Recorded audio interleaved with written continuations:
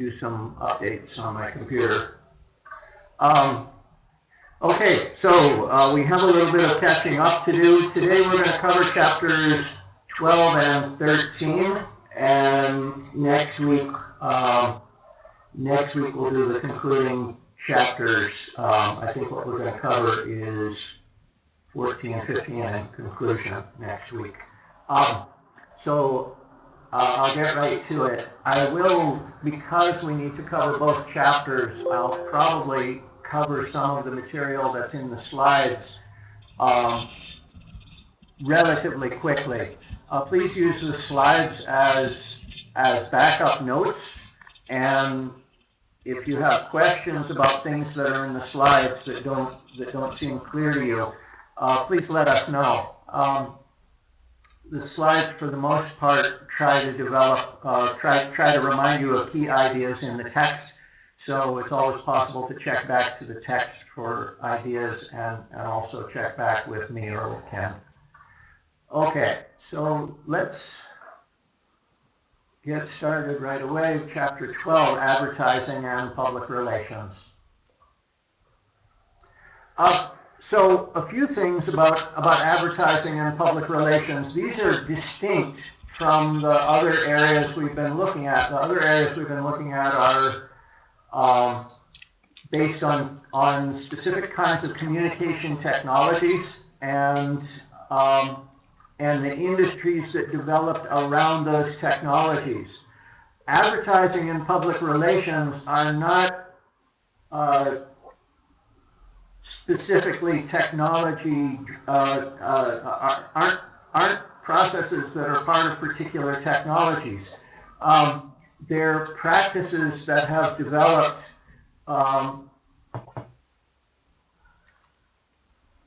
as people were using communication technologies. So, for example, advertising is both a practice and an industry that uses media rather than a practice or an industry that is specific to certain kinds of media.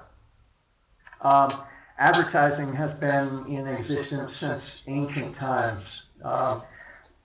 If any of you are familiar with, for example, the ruins at Pompeii in Italy, among the artifacts discovered at the ruins were advertisements painted on walls for various businesses in that city. So advertising as a practice developed prior to the development of mass media. Of course, the development of mass media really helped advertising develop. The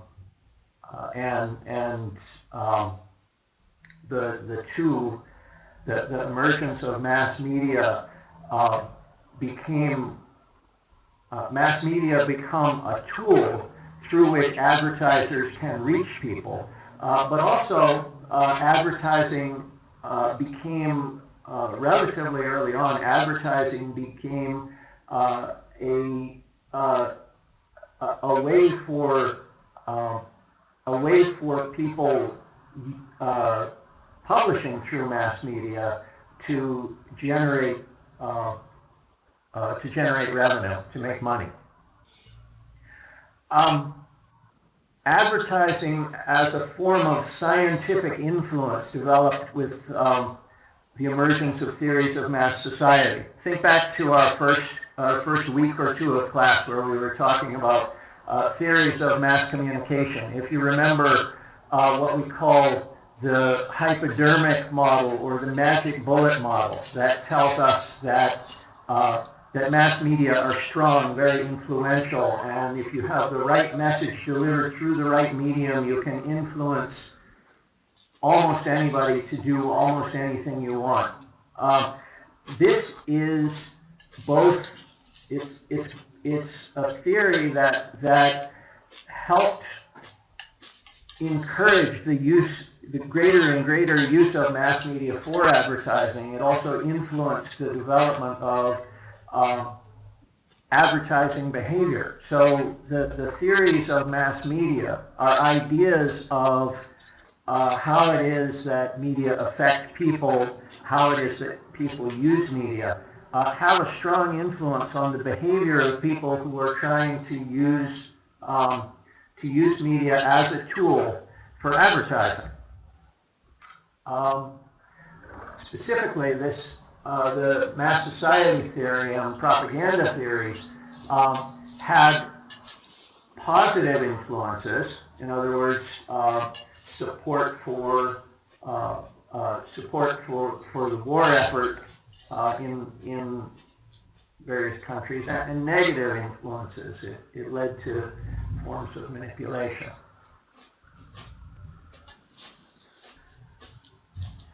Advertising styles and practices have developed along with cultural views of advertising and along with theories of advertising. Again, our cultural views of advertising and media run in many ways in tandem with our theories about media and advertising. Our understanding of how media work has a lot to do with the behaviors that are used in trying to influence people through media. Mass communication in the United States has been dominated by media since very early in the print era, and that continues to be true. Mass media are primarily in the United States advertising-driven phenomena. This has a lot to do with the focus in the United States, for example, on ratings and circulation numbers. It's very important for advertisers, for people who are paying to have their message put into carried by mass media industries. It's very important for them to have a sense of how many people they're reaching. So entire industries have developed around ratings and circulation numbers. Ratings are pieces of statistical information that tell us how many people are watching particular programs at what time, who those people are, so on and so forth. There are similar statistics used for newspapers, which are called, and magazines, which are called circulation numbers. Sometimes circulation numbers are generated by periodicals themselves, but oftentimes they're vetted by third parties, separate companies that will validate the numbers, so that advertisers have a sense that they're getting the actual numbers. Now, why is this important? It's important because if I'm an advertiser, the fact of my ad being in a particular medium is not in and of itself valuable. What's valuable to me is the knowledge that when my ad goes into the medium, that as many people see it as possible. So I want to have some kind of reassurance that the ad that I've paid for in a newspaper, in a magazine, on television or radio has a value for me. It's actually reaching an audience of people who may eventually become customers.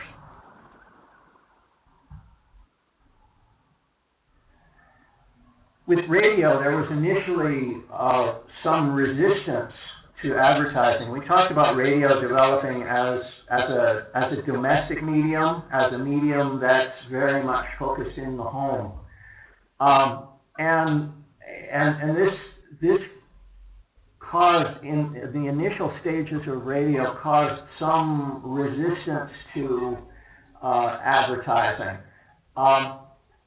The way that advertising developed in radio, I'll remind you, we've talked about this already, was through single sponsor programming and seamless links between programming and advertising. So for example, a program would be called Lux Radio Theater. Lux was a popular brand of soap during the 1930s in the United States.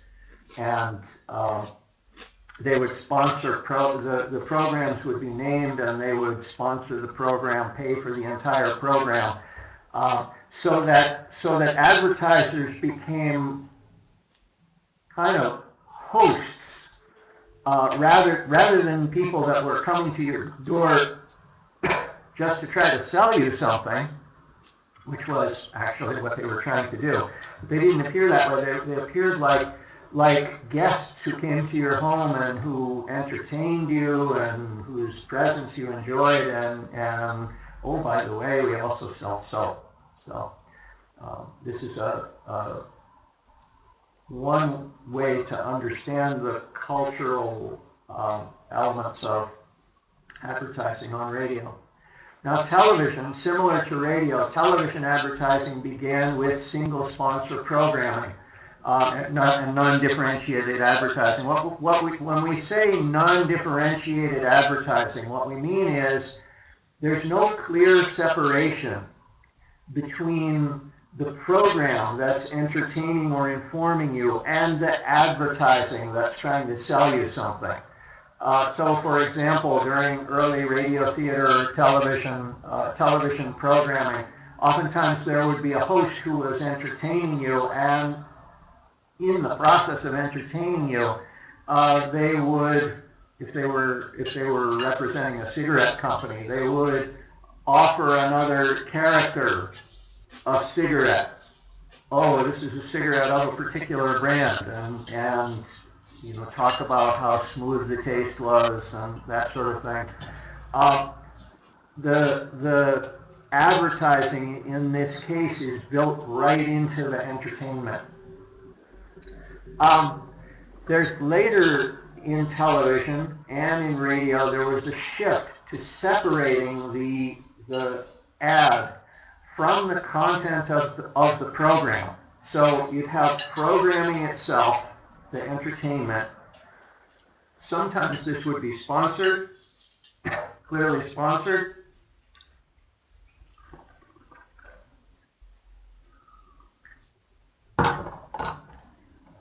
Sometimes the sponsorship was less clear, but there would be advertising. There'd be a separate time slot set up for advertising. So, for example, there'd be a schedule. Every half hour you'd have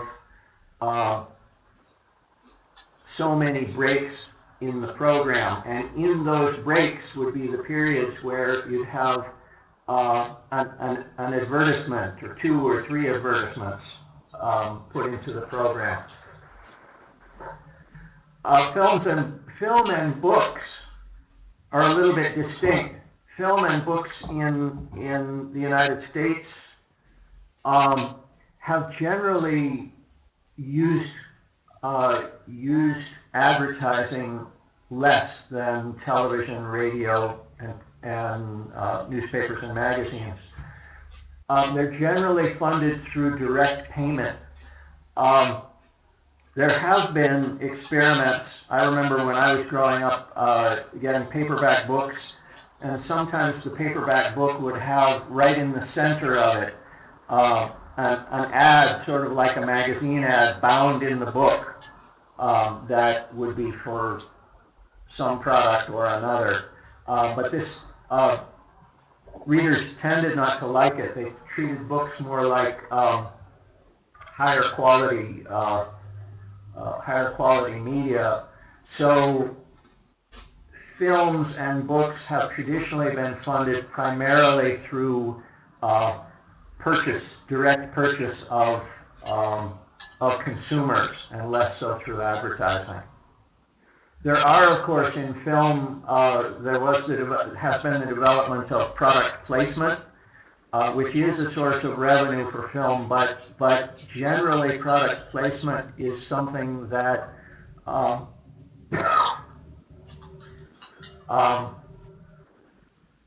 filmmakers try to make it feel not like advertising so much as like part of the story.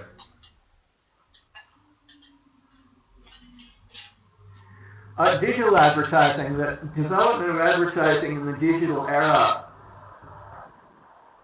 is quite interesting because initially websites had trouble selling advertising. There wasn't reliable ratings data available for websites for many years, and advertisers didn't want to pay for advertising when they couldn't clearly understand what they were getting for their money. That's changed now. There's more opportunity now to understand ratings online. There's more opportunity to track user behavior, to understand user preference, and to present, to use information about what individual people are doing online to present individually selected advertisements to them. Now, you may notice if you use, for example, if you use Gmail, you may notice if you use Gmail for a while that if you write emails on a specific topic, advertising will begin to show up in your sidebar that you may recognize as connected to topics that you've been writing about in your email. One of the ways that big web-based companies that are using advertising, one of their techniques is to keep track of what people are doing online. What are they looking at? What are they responding to? What are they writing? What are they posting? And to use that information to target specific ads to those people. The idea is if we understand individual consumer behavior better, then we can better target appropriate ads to people. And this creates a market in which advertisers will feel they're spending their money more wisely. They'll be more willing to pay more money per person who sees their ad if they're sure that those particular people really have a stronger chance of being interested in the topic of that ad. Mobile phones are also becoming part of the advertising advertising arena and sources of consumer advertising. So this is an area that advertisers are developing quite a bit. Government regulation is an issue, as with the mass media industries we've looked at. Government regulation in the United States has been a big issue with advertising. If you look at the history of regulation of advertising in the United States, you see sort of trends related to the level of government concern with protecting the rights of individual consumers versus the level of government concern with liberalizing the trade environment. In other words, government staying out of that environment. So there are a number of laws that are relevant to understanding advertising. In 1906, in the United States, there was established the Pure Food and Drug Law, which was a law to protect consumers. And ensure that they had knowledge of and trust of what was going into their food and drugs. In 1914, the government established the Federal Trade Commission. It's a department that's responsible for overseeing many different aspects of trade, including advertising. In 1938, an amendment, the Wheeler-Lee Amendment, expanded FTC powers to address deceptive advertising. There was concern at this time that advertisers were producing ads that were actually trying to trick consumers. 1971, the FTC Advertising Substantiation Program. This was basically a program that required advertisers to back up claims that they made in their ads. If you made a claim in your ad, for instance, if an ad said that a product was healthy, a product was pure, this program required the advertisers to provide some proof or evidence to the FTC in order to substantiate that claim. This was another way to protect consumers from deceptive claims of advertisers. In 1992, the FTC began introducing guidelines on terms like biodegradable and recyclable and so forth. These are terms that are often very popular in marketing. If you say something is recyclable or biodegradable, people may choose that product over another product. Organic is another big term that's oftentimes used used in marketing that may mean different things to different people. So the FTC introduced guidelines on what different kinds of terms are available. And in 1998, beginning in 1998, the FTC started regulating the capture of consumer data online. So in other words, the FTC plays a role in balancing the privacy rights of individuals with the interests of advertisers in gathering as much information as they can about what people are doing online in order to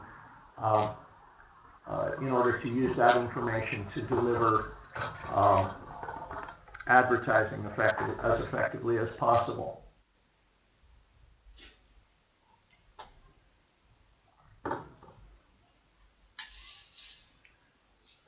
Public relations, like advertising, is a practice that goes across many different media. It's a practice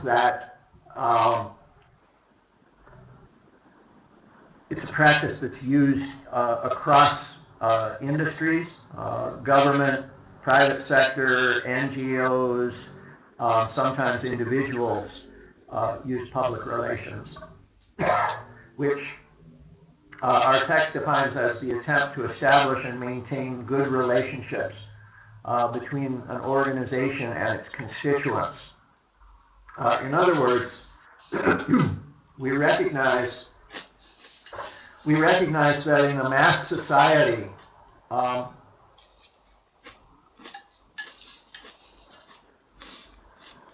people, organizations, industries have relationships with large groups of people that we can call publics. Publics are large groups, not face-to-face groups, but groups connected through media, which have shared interests or values in a particular situation. Public relations can include advertising can be a technique used for public relations, but public relations can't be reduced to advertising.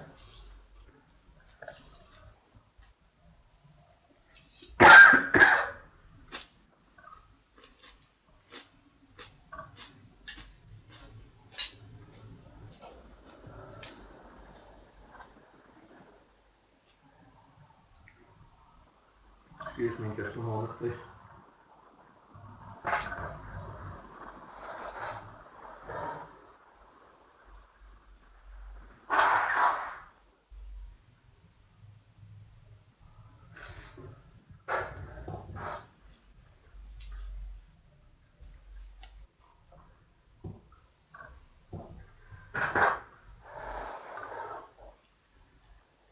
people who engage in public relations, like people who engage in advertising, have a strong interest in understanding how they can most effectively use media to influence people.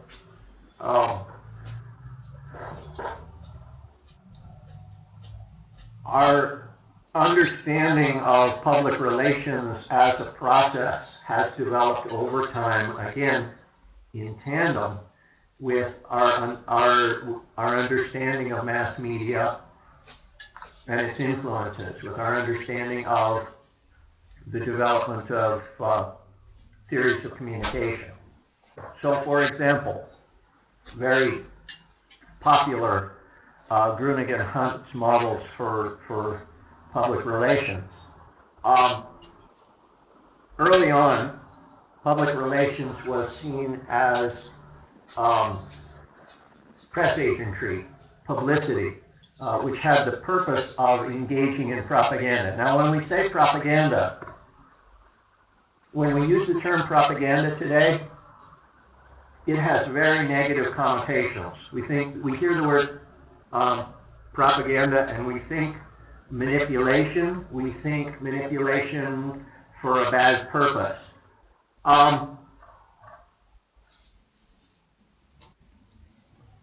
Initially, when theories of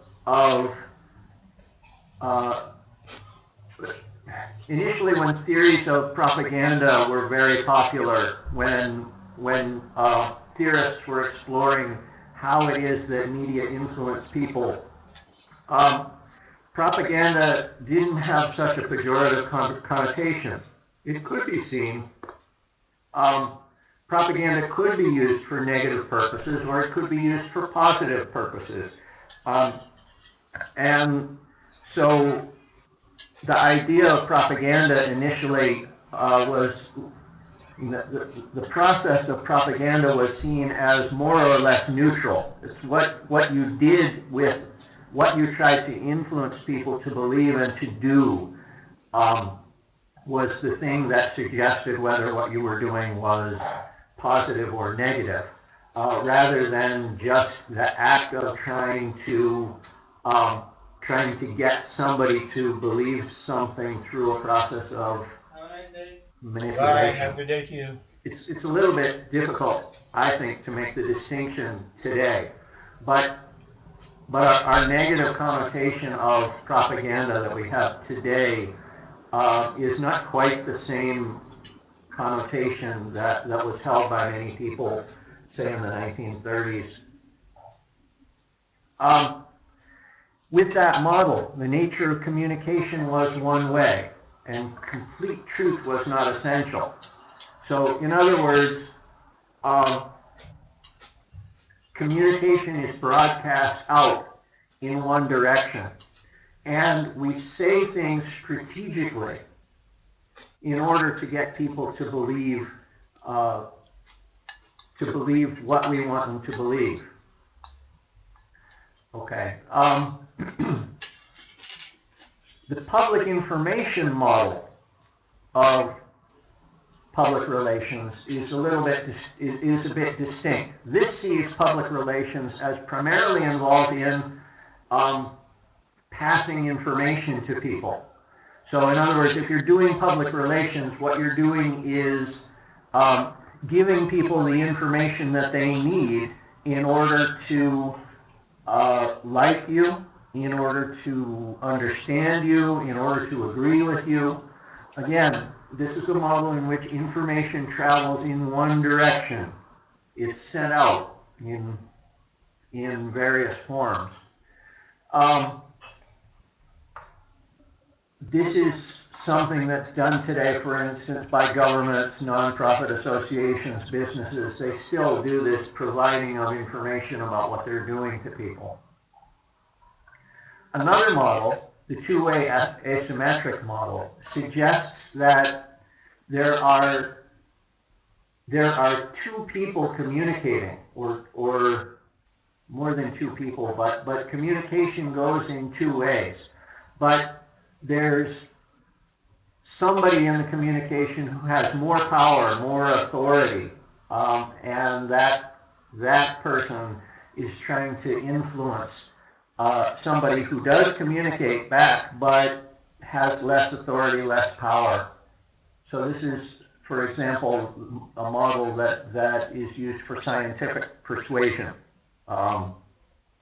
suggesting that there's somebody in the communication who has more authority than somebody else. Then there's the two-way symmetric model of communication. This is a model that sees everybody involved in communication as more or less equal. So these are different ways of understanding, different ways of approaching communication in public relations. And all of these approaches influence different ways that people in public relations are doing their work. There are different specific areas of public relations. For example, there's media relations.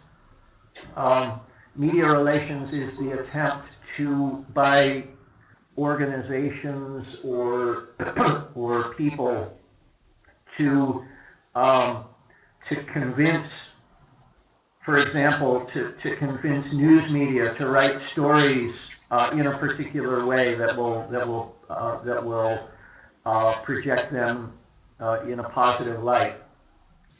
There's also internal communications, communications within a company between management and employees and among subsidiaries of the same company.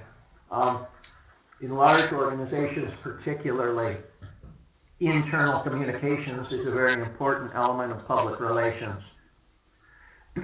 There's business-to-business communications, communications between different businesses that help businesses maintain good relations with one another.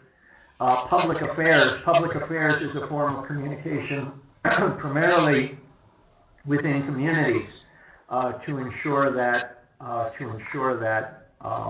relationships with constituents are strong. Investor relations. Large companies oftentimes engage in communication to ensure that their investors are well informed about their work and that they support their work and will continue to invest. Then there are specifics like strategic communication and issues management and crisis management are all different subsets of public relations that deal with specific issues or concerns related to maintaining a good image for a company or person in mass media.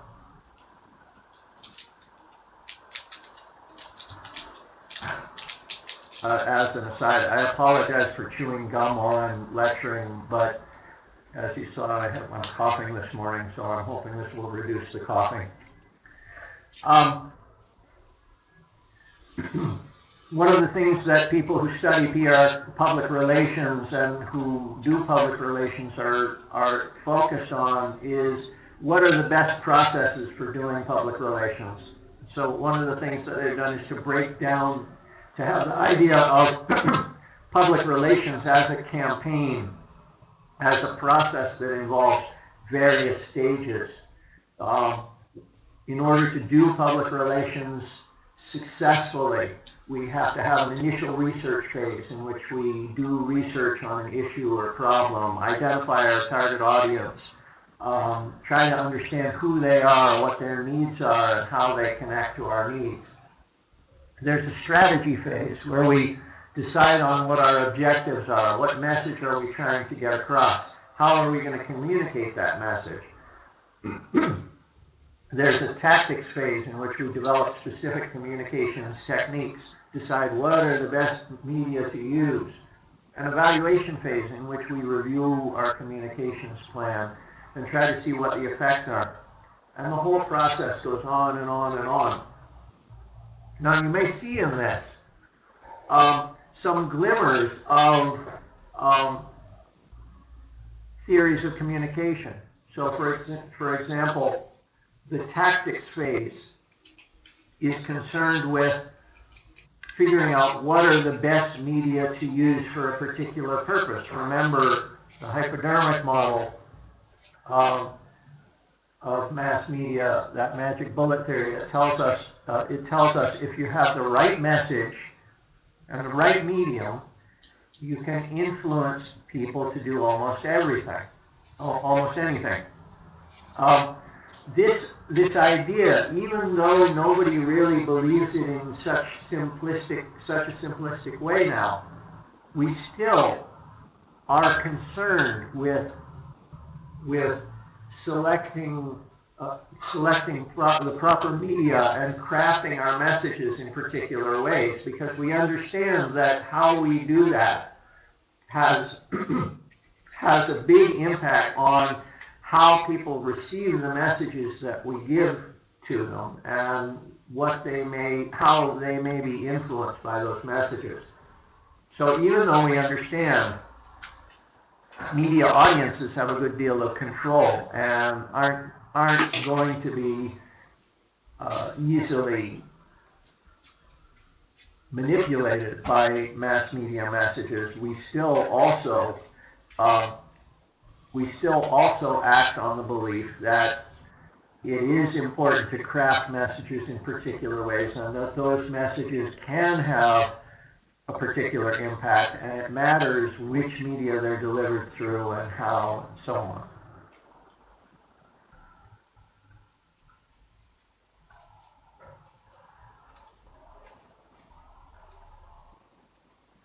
There's a famous campaign. The De Beers company is still a diamond mining manufacturing company. They make jewelry. In the 1930s, they started a campaign that connected the idea of a diamond ring being an essential way of demonstrating love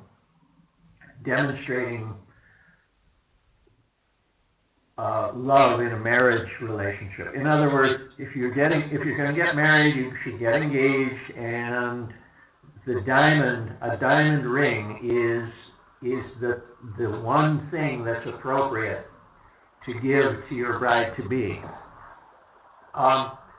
Their campaign focused on developing this idea, connecting diamonds to love, to marriage, and suggesting that this was such an important investment, as you see in the ad on the screen now.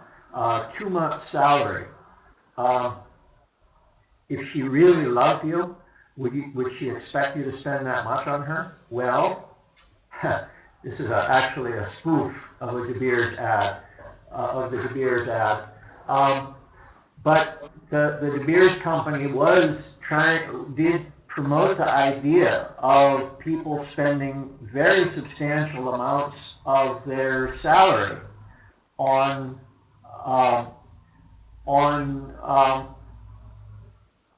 a piece of jewelry that demonstrates affection for somebody getting married. This has become highly institutionalized. Even today, you see when people get married, there's an expectation that there will be an engagement ring with a diamond in it. And what this does is it suggests the importance of and the influence of public relations campaigns.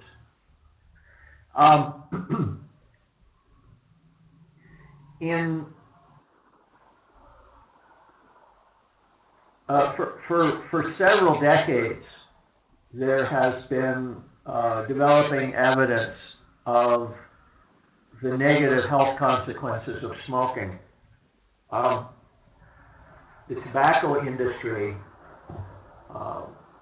is has been a very strong industry in the United States, and They promoted smoking widely. The numbers of smokers in the United States went up and up and up in the 1900s as advertising in various media was used to produce smoking.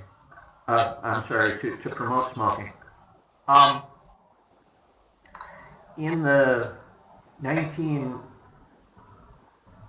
60s, 70s, and 80s, there was more and more health information being developed that showed the negative consequences of smoking. In other words,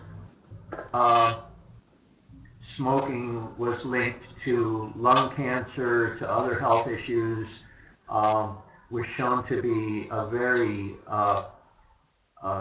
detrimental to human health and very costly to society.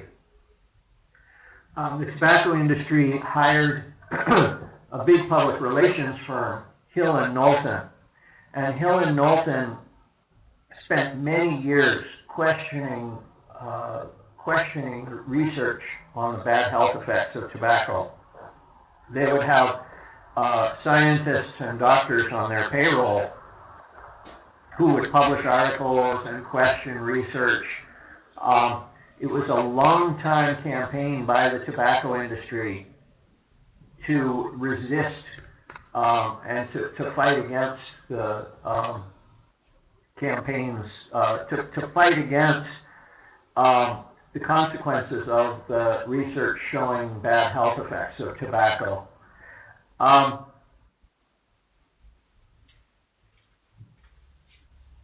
This has been somewhat overcome. The research on tobacco has been demonstrated the bad effects of smoking, and so now in the United States and in many other countries, advertising of tobacco is regulated.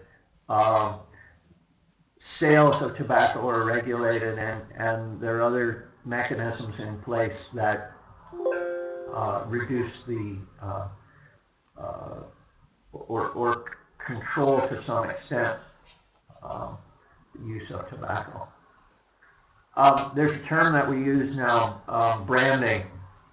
The idea that this is the idea. Now you know what a brand is for cattle.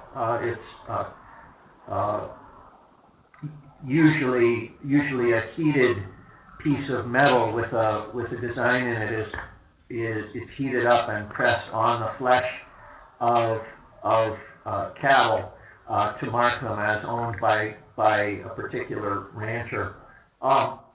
The concept of branding is applied now to companies, and so public relations. A lot of public relations now is about creating a particular image for a particular company around a brand or a trademark. And you notice all the elements in this slide are very recognizable transnational companies, very easily recognized by their image or brand.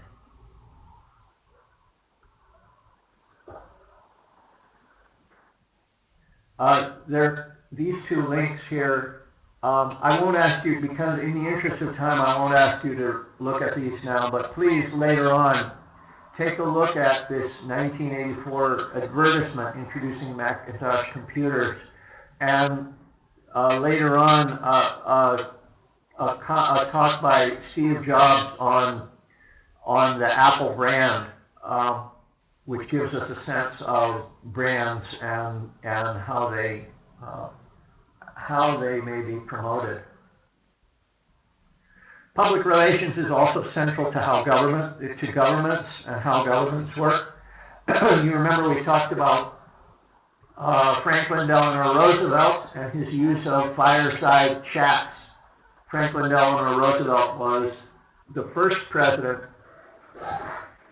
to use radio consistently as a medium for directly communicating with his constituents, with voters.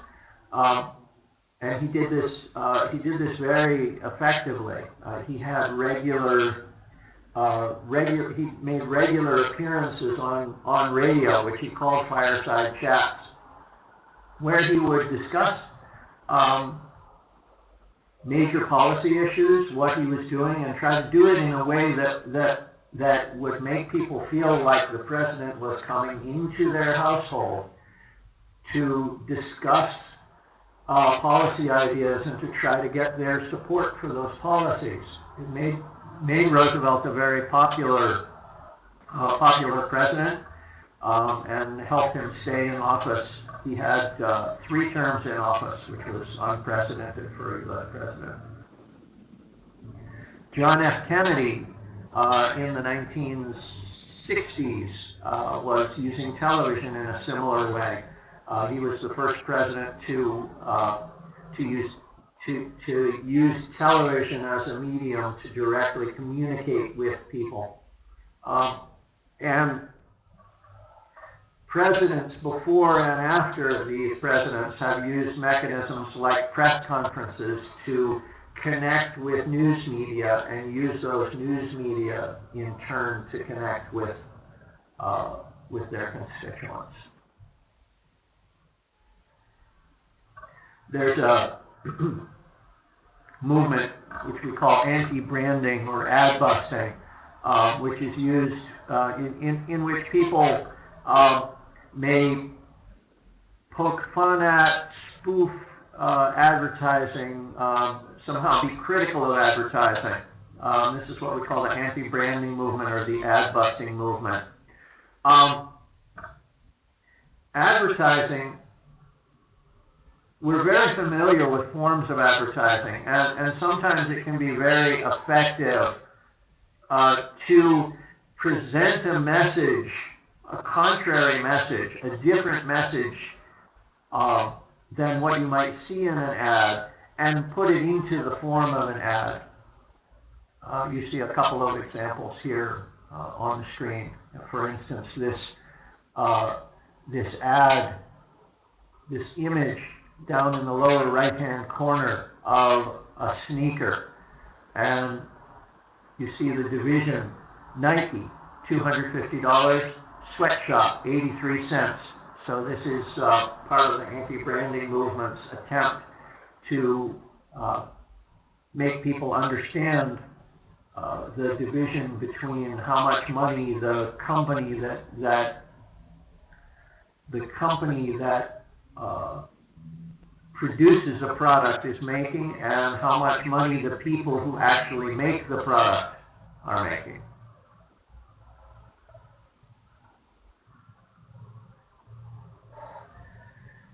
Movements have used brands, social movements have used brands as a way to create an image for themselves. And if you look, this is just the Occupy movement, which was active 4 or 5 years ago.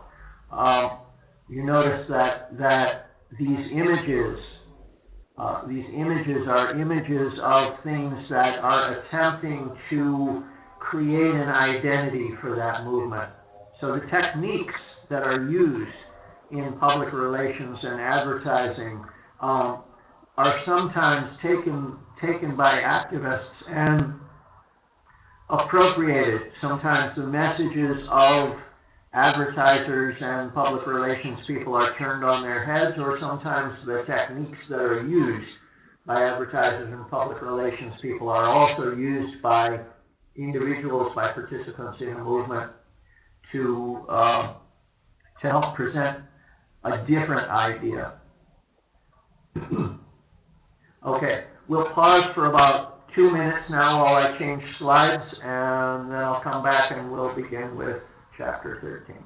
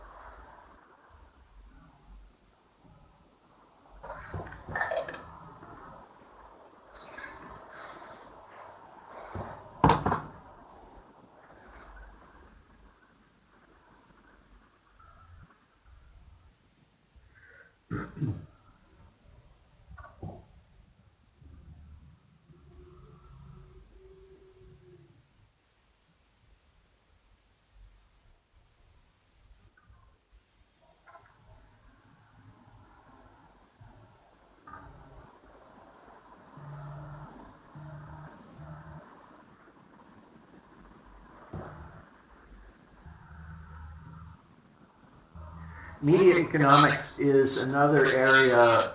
It's a way of thinking about media, understanding media as immersed in the economy, as media as simultaneously as commercial enterprises, and as tools that are used to promote business, to promote economic development. There's some terms that we should understand that are very important for understanding media in general and media economics specifically. One term you need to be aware of is the monopoly.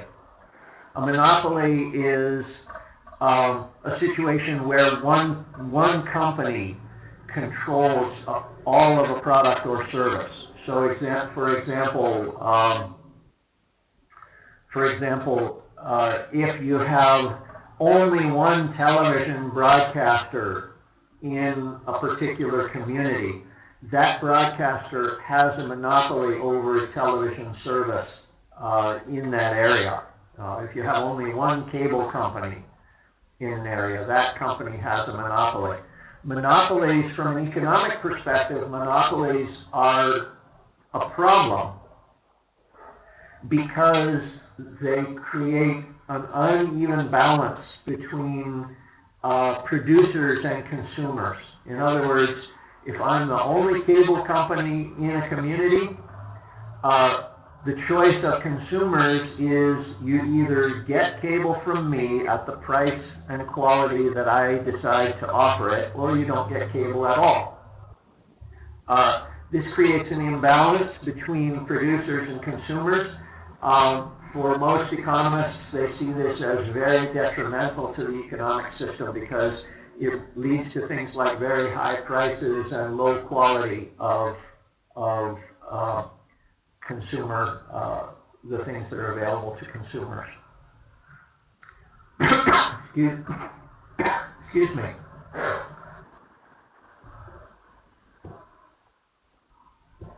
Excuse me. Our next term is oligopoly. An oligopoly is a situation where a few companies control a particular good or service. An example might be, if you remember when we were talking about film, and we talked about the Hollywood studio system, where there were 5 major studios that controlled that were responsible for 95% of the films that people saw. They produced those films, they distributed those films, and they had film exhibition. An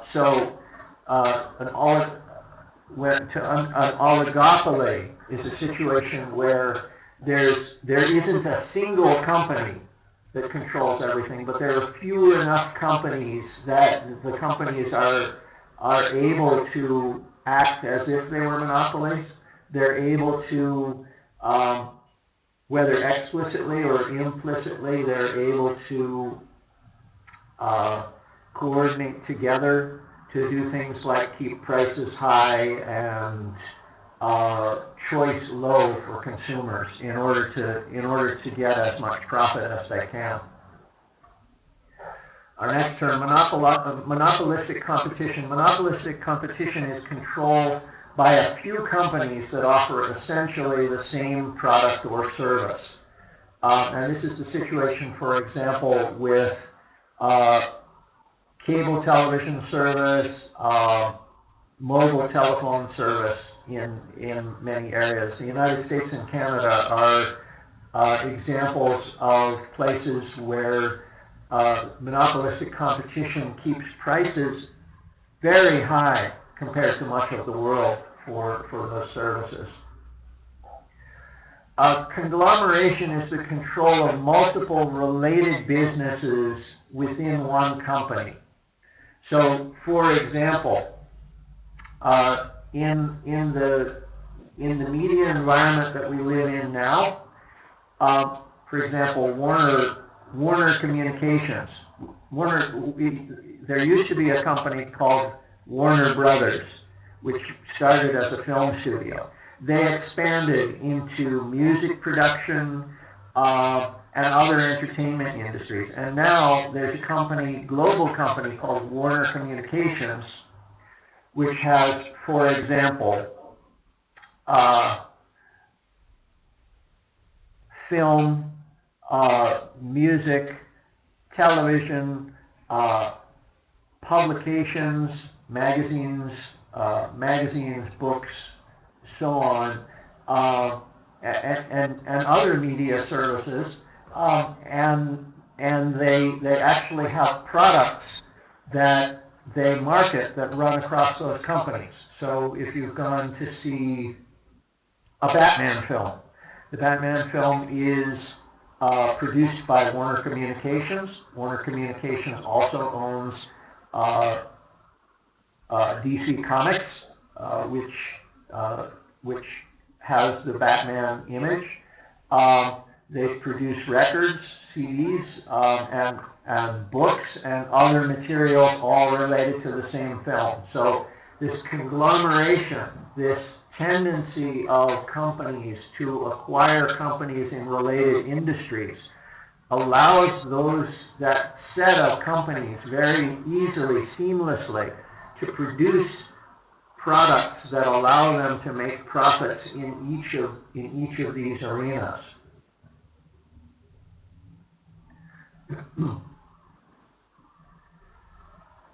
Who owns the big TV networks? All right, this slide is a few years old, and the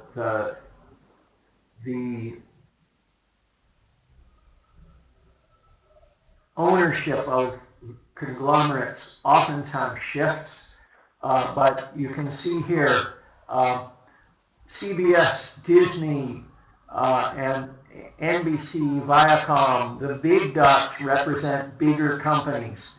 The colors colors and lines represent ownership. So you see, for example, CBS owns Showtime, CBS Sports, CBS News, and has a stake in Viacom, which in turn owns Black Entertainment Television and MTV, which in turn owns Spike TV, Comedy Central, so on.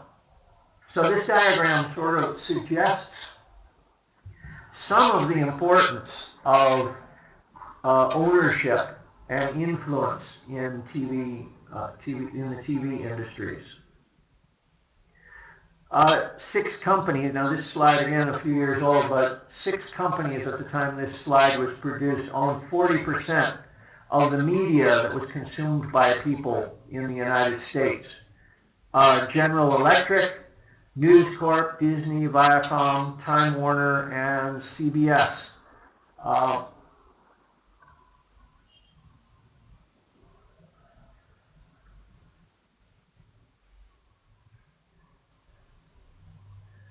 And this is another diagram suggesting some of the ownership. So Comcast, which is an NBC company, Comcast owned a number of television stations and other media outlets and movie networks. Time Warner owned Warner Brothers, CNN, television stations, publications. So you see, as you look at these diagrams, you can see some of the connections between different companies. And if you pay attention, you can see oftentimes, you can see the ways that companies take advantage of cross-marketing. I mentioned just a couple of minutes ago Warner Communications, Time Warner.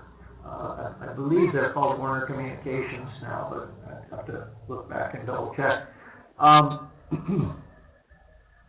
In addition to things appearing in movies, record industry, and comic books and books, they'll also have television stations that will do promotions for the same movies that they produce, and so on and so forth. So there's this cross-marketing of products through conglomerated media. There is a movement called counter-conglomeration, process called counter-conglomeration, where people try to resist such public. I'm sorry. Iskander, I'm in class now. Is this an emergency?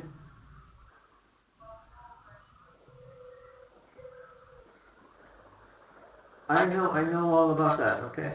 Okay, thank you. All right, bye.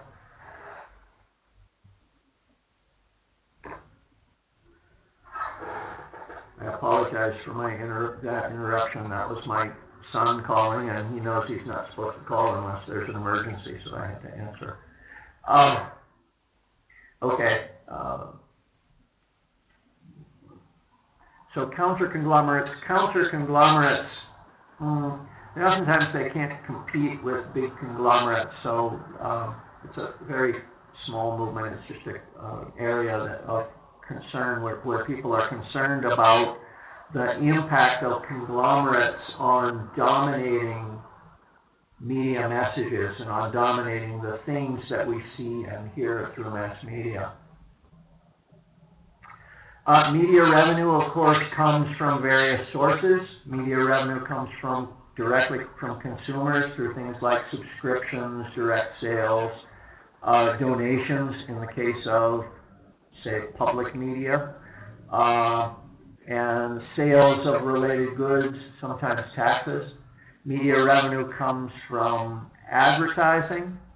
And then there's an area that we call mixed revenue. For example, with the Batman example that I used a few minutes ago, revenue from different media sources. There may also be revenue, for example, for licensing of products, licensing of Batman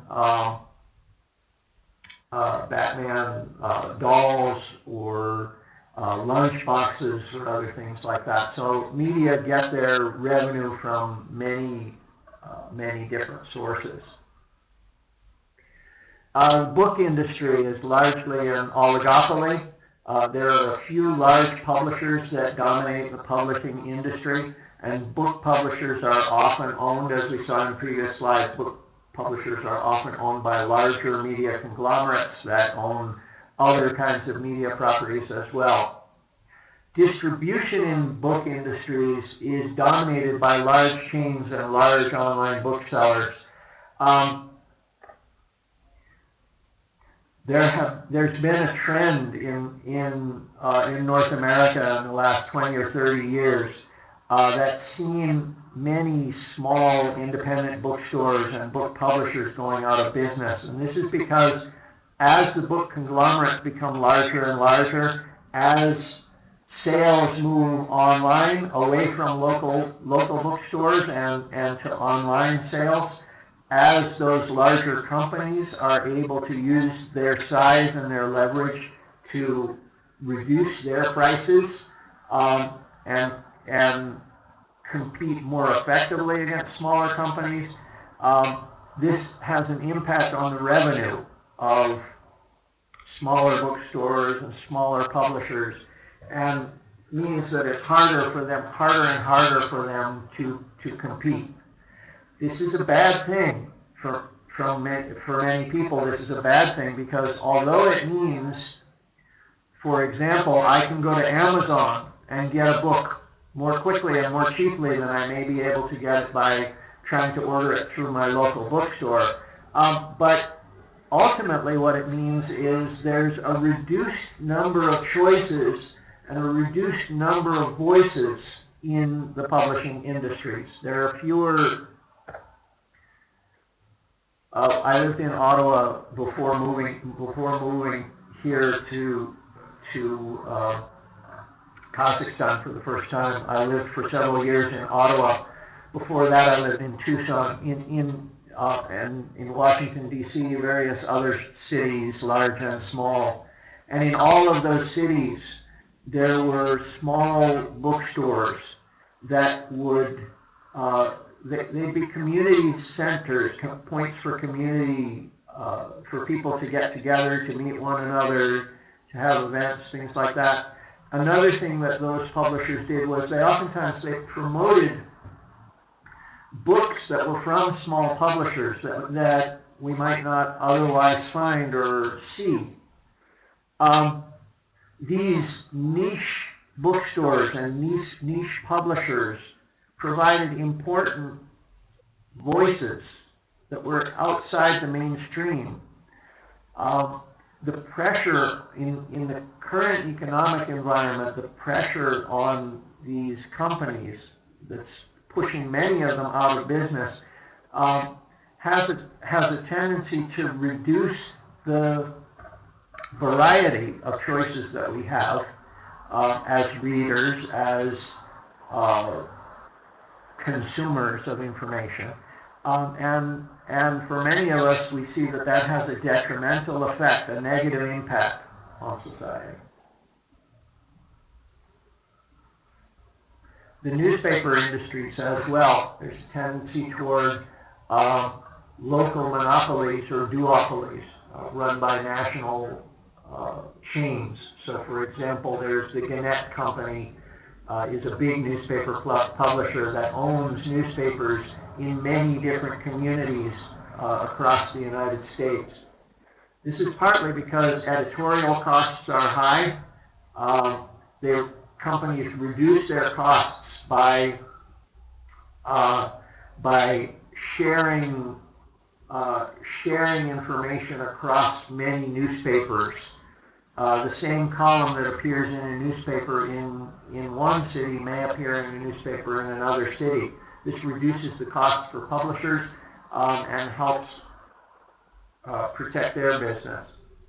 Revenue from newspapers comes primarily through advertising, and subscription costs are used to offset expenses.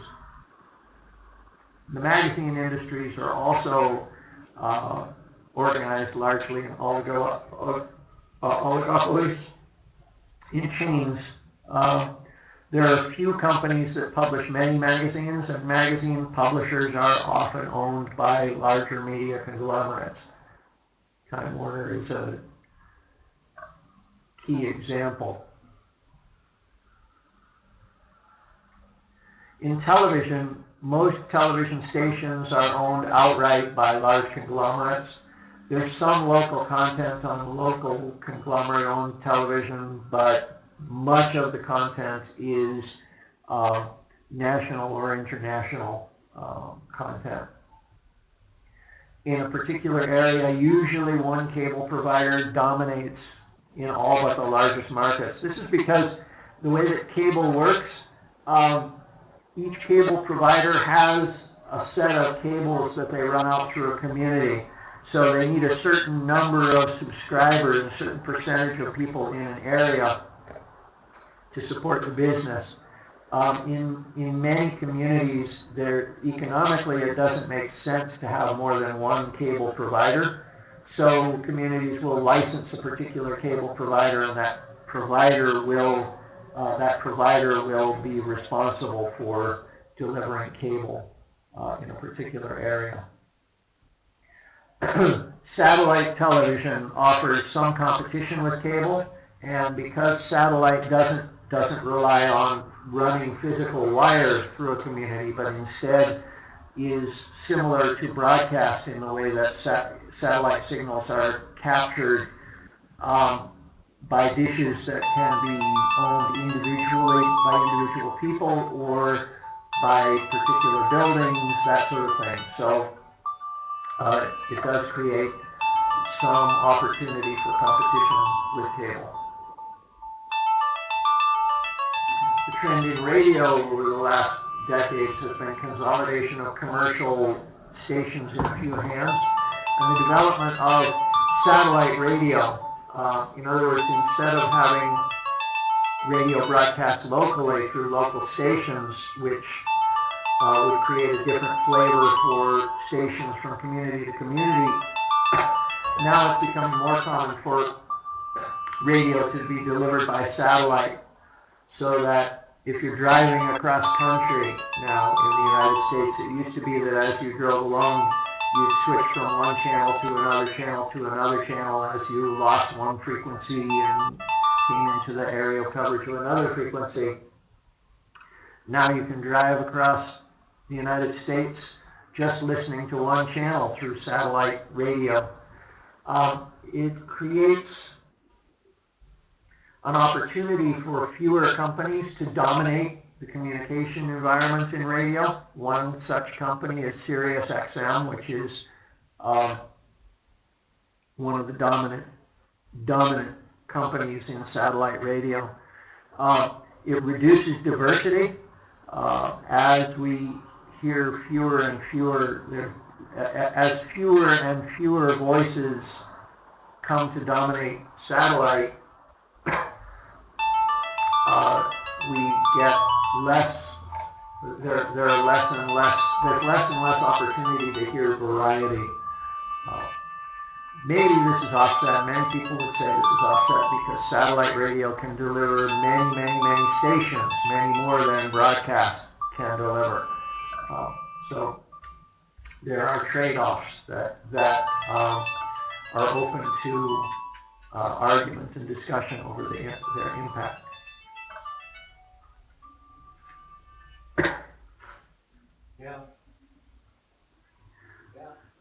The music industries similarly are consolidating. The music industries have been dominated recently by what we call the Big Four: Universal, Sony Music, Warner Music Group, and EMI Group. Their focus has been on national and global markets with little attention to local markets.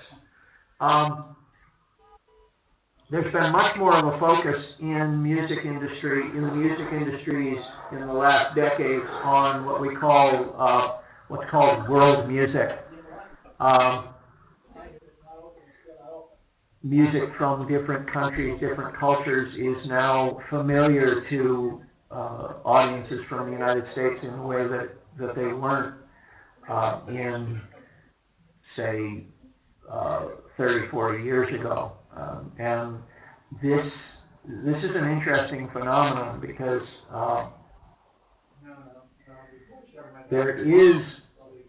this does help to develop diversity, develop a sense of connection with other cultures, with music from other cultures and other countries. At the same time, the consolidation of this music in the contemporary music industry structure means that there are limitations on exactly what we hear from these companies. Okay, how to explain this?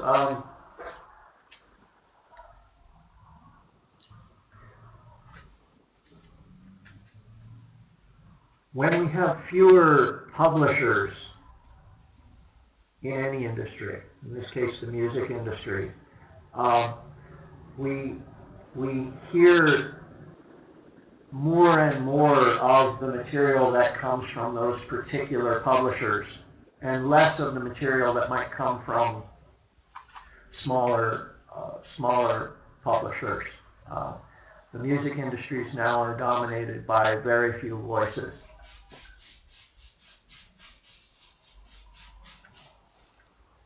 Film industries, economically, large studios are owned by conglomerates with multiple media industries, televisions, books, and so on. Even independent companies are oftentimes, for instance, Bob and Harvey Weinstein from Miramax, are owned are owned or purchased by larger companies. So when independent film companies emerge, sometimes they maintain their independence, sometimes they're able to compete on their own terms. But just as often, the larger companies will buy them and then either let them maintain their identity as an independent or simply get them out of the way as competitors.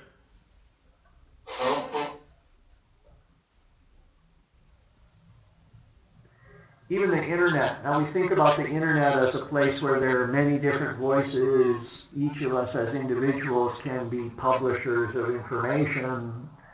On the internet, the major media companies control the biggest sites. YouTube, Hulu, Google, so on and so forth.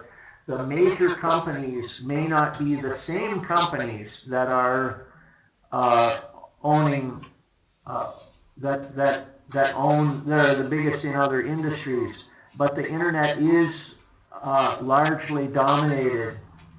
The most popular sites are largely dominated by relatively few companies.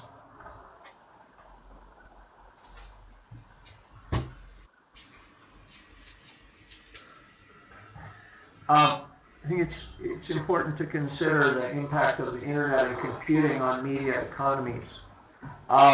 As we've increasingly become computerized societies, as personal computing has become more accessible to more people, as more people are connected to the internet, the costs of distributing information have gone down. The cost of producing information has gone down. It's easier to find information, lower cost in finding information. There's been a blending of different media genres. It's easier to capture and use existing information. It's less difficult to, more difficult to contain information. So for example,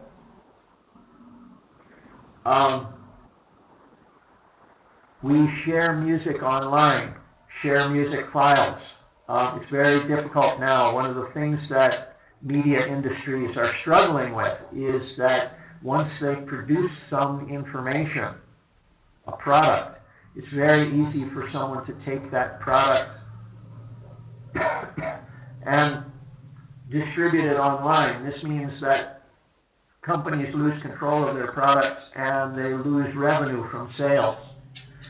So increasingly, media companies are having to adjust their revenue models. One example is the music industry, where many musicians, in part out of frustration with the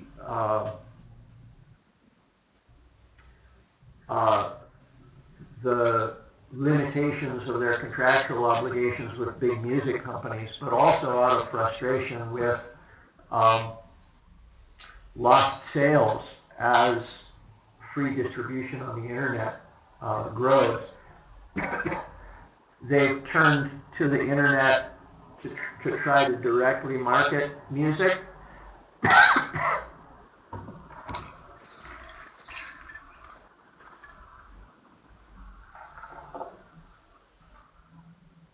Some have tried using live performances as a primary revenue source, so on and so forth. So companies are wrestling with different economic models.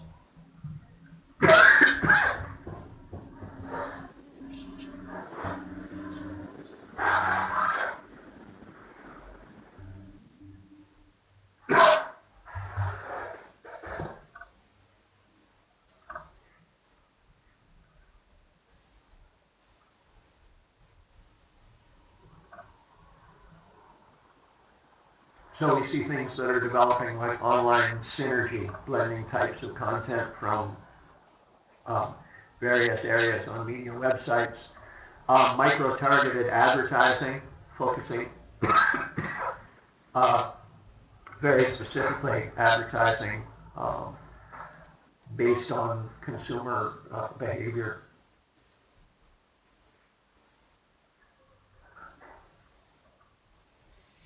The Digital Millennium Copyright Act in the United States was a piece of legislation to help deal with some of the pressures of the digital environment on media economics.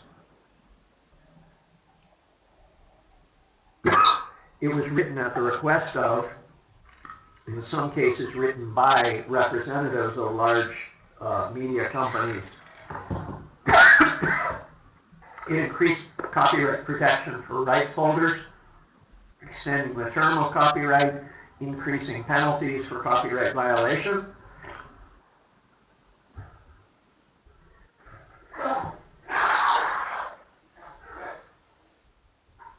It established protection for ISPs, internet service providers, and third-party sites, new media companies in cases of copyright violation, and it established procedures for addressing infringement by individuals and companies.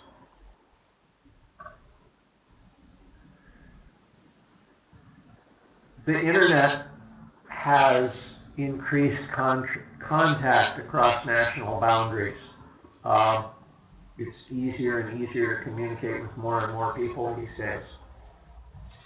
We can see this as a development of globalization, increased connection with and understanding of different places. Access to the internet has become essential to participating in global labor opportunities.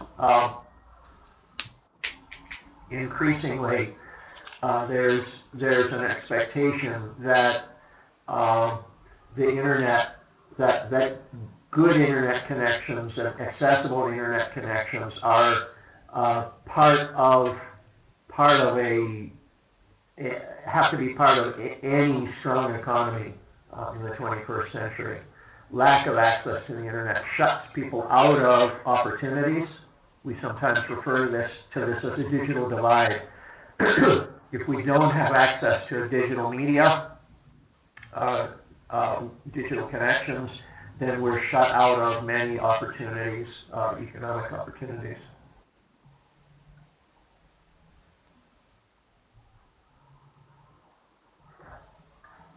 We can look at the digital divide. It can be seen globally, locally, nationally, demographically. It's about lack of access to or lack of development of skill in using the internet. This kind of thing increasingly limits access to information and job opportunities and so on. This chart shows us global internet users and the penetration rate from 1995 to 2009. This represents the world population. Okay?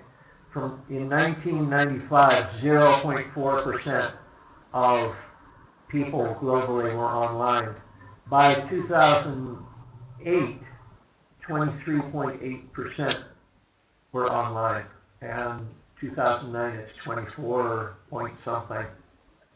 Unfortunately, I don't have the whole slide visible here.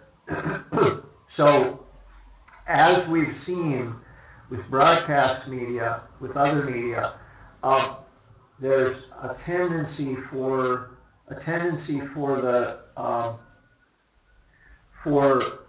number of users overall to increase. Now, what this slide doesn't show us is where those users are or who they are. And it's there's a tendency for these numbers to be highest, of course, in the wealthiest countries. Here we have a chart that shows us the cost of internet access as a percentage of income.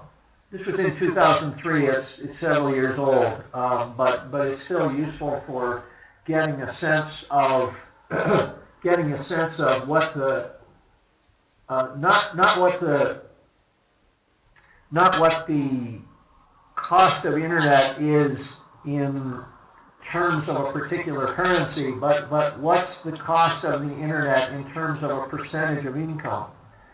If we look at that, then we see in the United States and Canada, the cost of internet in terms of percentage of income is relatively low. Also in Europe. The less developed countries of the former Soviet Union, countries in South America, Africa, are the countries where the cost of internet has been higher in terms of percentage of national income. Now, I can tell you anecdotally from my experience, since I came to Kazakhstan in 2006. At that time, home internet access was several $100s a month. I didn't have home internet access. I just used the internet in my office at that time. Since then, the cost of internet in Kazakhstan has come down very dramatically. And now in Kazakhstan, I can get internet access at about 15% of the cost that I was paying in Canada. Now, the Canadian cost of living in general is higher, and Canadian average salaries in Canada are higher. But the balance of costs of internet here has shifted enormously, partly due to government policy, but partly also due to a general rise in incomes among people in this country and demand for internet. Here's a chart showing internet connectivity. You notice the blue countries have, the more blue the country, the higher the percentage of connectivity to the internet. So again, US, Canada, Central Europe, Scandinavian countries are the places where you find the best connectivity. Places with the worst connectivity are places like Africa and less developed countries.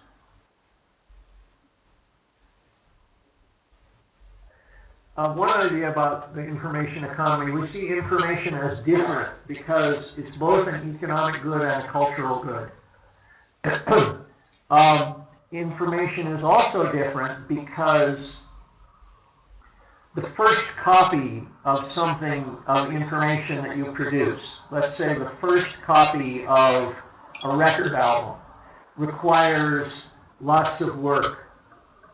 You need a studio, you need musicians, you need music, everybody needs to be paid. It's very expensive, costs maybe millions of dollars to produce one record. But the next record, especially in a digital environment, it's almost cost-free. You produce your second copy from the first one, and the only cost involved is making the copy. This is one of the economic reasons that economic challenges for media in the 21st century.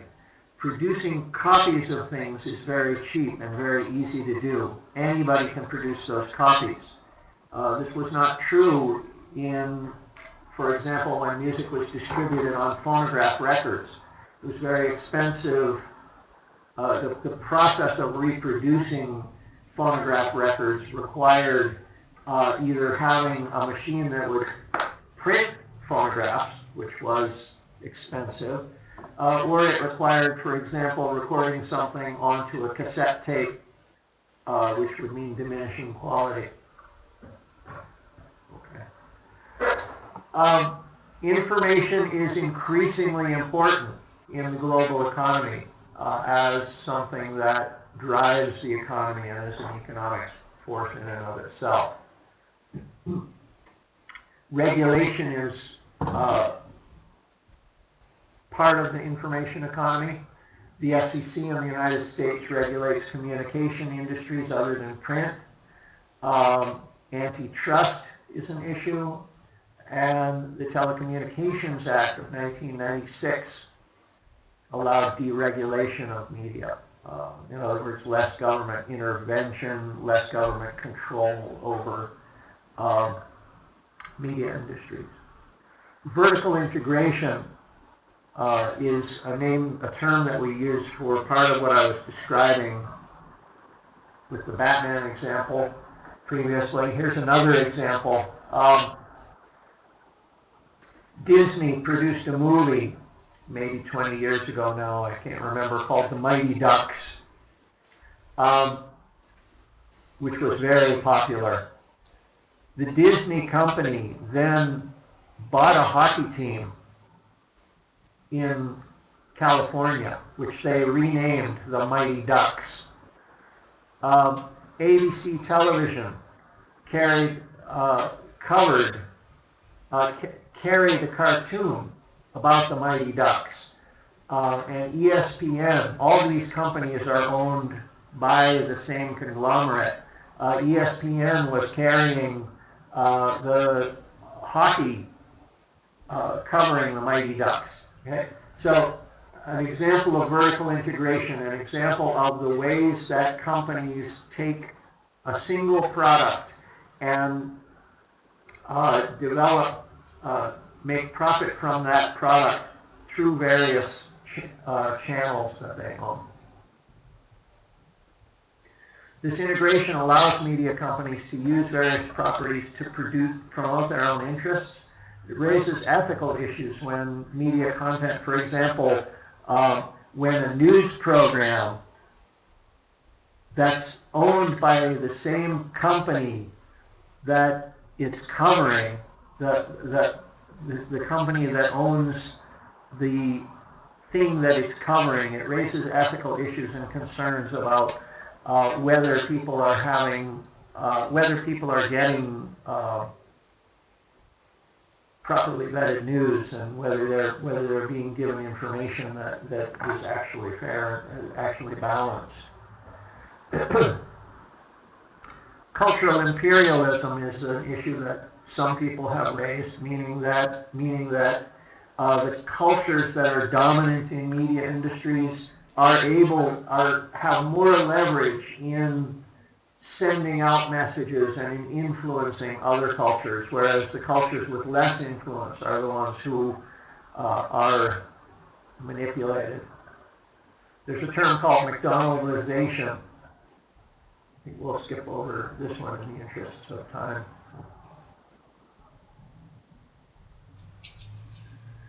Cultural imperialism is connected with the idea of cultural exports. U.S. media influence other cultures through cultural products.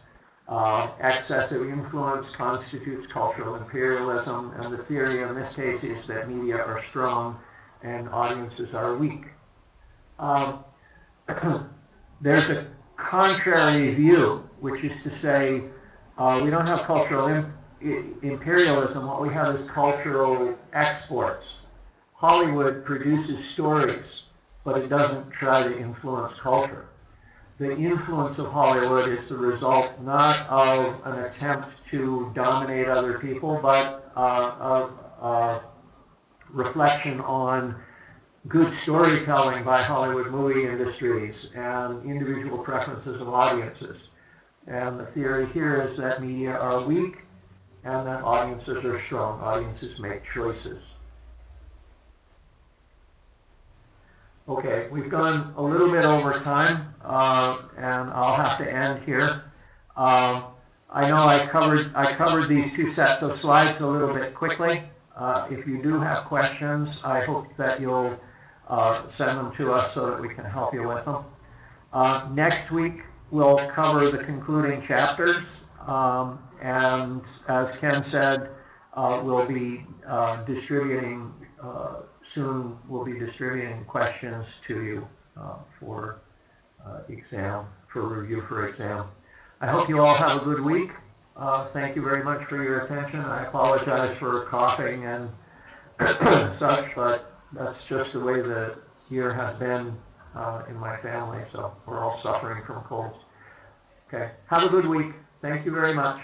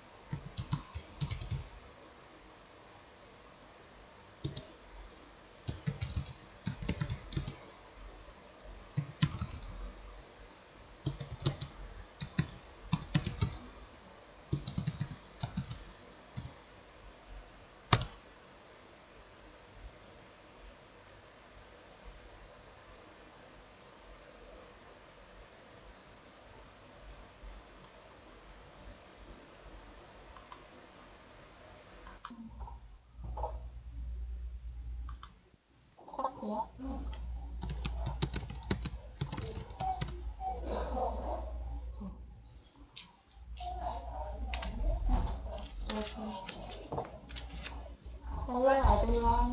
Today I will talk about the 14th chapter, Ethics, changing, categories, and self-reproduction.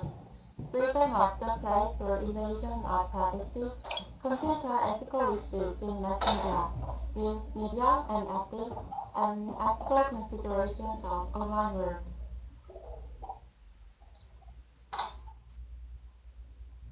The last is the peace time. In the center of the media, mass media, there is scholarship. People are interested in the diverse of Tom Cruise and Kate Holmes, or becoming star couple. Here is Korean school group member, Sally and the rapper Cheza. The deeper of this, there are paparazzi and many other things. First, let's learn about ethical issues in mass media. To make the good media program, the diversity of racial and gender is important. If not, contents of program can be biased. Media is same as the society, so there are lots of stereotypes in media. In American mass media, where the white male perspective is still presented as the standard, stereotypes of those who differ women, ethnic minorities, and gays and lesbians are an issue of ethical concern. Racial minorities are often peripheral or stereotyping film, television, print media, advertising, and video games. Racial stereotypes occur in news reporting, where they can influence public perceptions. Minorities are often either absent or presented as heavily stereotyped. Two-dimensional characters. White maleness becomes an invisible category because it gives the impression of being the norm. In the 1999, of the 26 released TV programs, none depicted an African American in the leading role, and even the secondary roles on these shows included almost no racial minorities, not only among actors, but also among producers, writers, and directors. Racial stereotypes are in both entertainment media and news reporting, which is a form of storytelling. Journalists editors and reporters are still predominantly white. Minority journalists are only 13.52%. Media critics Robert Edman and Andrew Rudetsky point out that images of African Americans and welfare, violence, and urban crime in African American communities facilitate the construction of nuanced imagery. Underrepresentation of women and racial and ethnic minorities is also a problem in the hiring of creative talent behind the scenes. The media still often subordinate women to traditional roles where they survey support for their male counterparts. The objectification of women in various visual media has particularly led to concerns about body image, unrealistic social expectations, and negative influence on children and adolescent girls. Such that consumer products and media have become a source of concern to media critics because of the frequency with which it occurs and also because of the unrealistic way it portrays. Women are described like a chicken. It says great legs, light breasts. Second, we'll talk about news media and ethics. The role of media in delivering news is important because they should not deliver unreliable news, and news can contain some bias. In the news, the immediate delivery is important. Media becomes diverse for the change of time. In the past times, radio offers something that the newspapers could not, like coverage of special events. The advent of television, people still rely on print news for detailed coverage, expect greater immediacy of major event reporting. Today, internet and cell phones have generally replaced television and radio as a source of immediate information. Not only are traditional news media restructuring, but news consumers are also changing the way they access information. Many subscribers to print newspapers and magazines are canceling their subscriptions because they can get news in free charts, so print advertising is down as well. The loss of revenue has become a problem in recent years because the money is not enough to compensate for lost readership and print ads. Already stretched for funds, these organizations know they have to cater to public demands, and foremost among these demands is speed. When the news appearer, Michael Jackson died, news hit the news as cyberspace after 18 minutes from his death. Legacy news resources are slower to publish accounts. The Los Angeles Times published its truth after an hour from his death. The internet has brought about profound and rapid changes in the structuring, delivery, and economics of news media. Immediate news delivery has become the norm. Most journalistic claims of ethics are based on the premise that the news media exists to provide citizens with the information they need to function in a free and democratic society. Journalists should conform to several ethical obligations.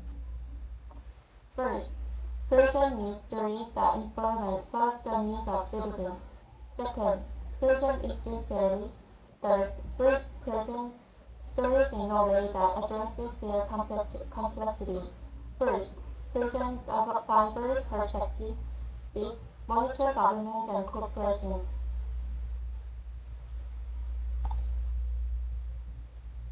The news media's top obligation is to report the truth. When journalists say this, they mean the truth that involves reporting the facts as safely and accurately as possible. However, blogging sometimes includes biases, unreliable information, and unfounded opinions. It's the limitation of the blog. Journalism works toward the common good, so they should protect the private lives of individuals. but they exploit the private matter when it will influence the democracy. To be responsible journalism keep these things. Ensure accuracy even if it means causing delays. Second, research the truth. Stays loyal to citizens by putting the public interest above all else. First is protective and sensitive to those involved in the news.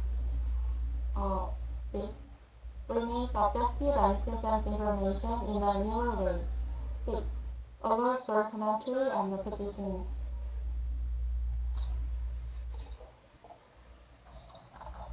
All news stories contain some bias because of the diversity of journalist perspectives. On news, there are three parts of voices: positive, negative, and neutral. While the news media is often criticized for representing a political bias in reporting, ethical journalists always strive to present issues in a fair and comprehensive way. Third part is ethical considerations of the online world. As the online world is familiar to people, ethical considerations become more important. We can be confused with copyright infringement and fair use and plagiarism and copyright concerns by the internet. Concerns about the public's right to privacy have increased in recent years as more personal information has become available online. Every time someone makes a purchase, performs a web search, accesses a web page, downloads files, sends an email, or engages in social networking, that information is stored in a computer and may be accessed by third parties under certain conditions. The USA Patriot Act, passed after the September 11, 2011 attacks, has burdened the federal government's right to access individuals' personal records. Civil liberties organizations are concerned about clauses of the Patriot Act, such as the one that stipulates that the government can wiretap internet communications as long as intelligence gathering is a significant purpose of the investigation.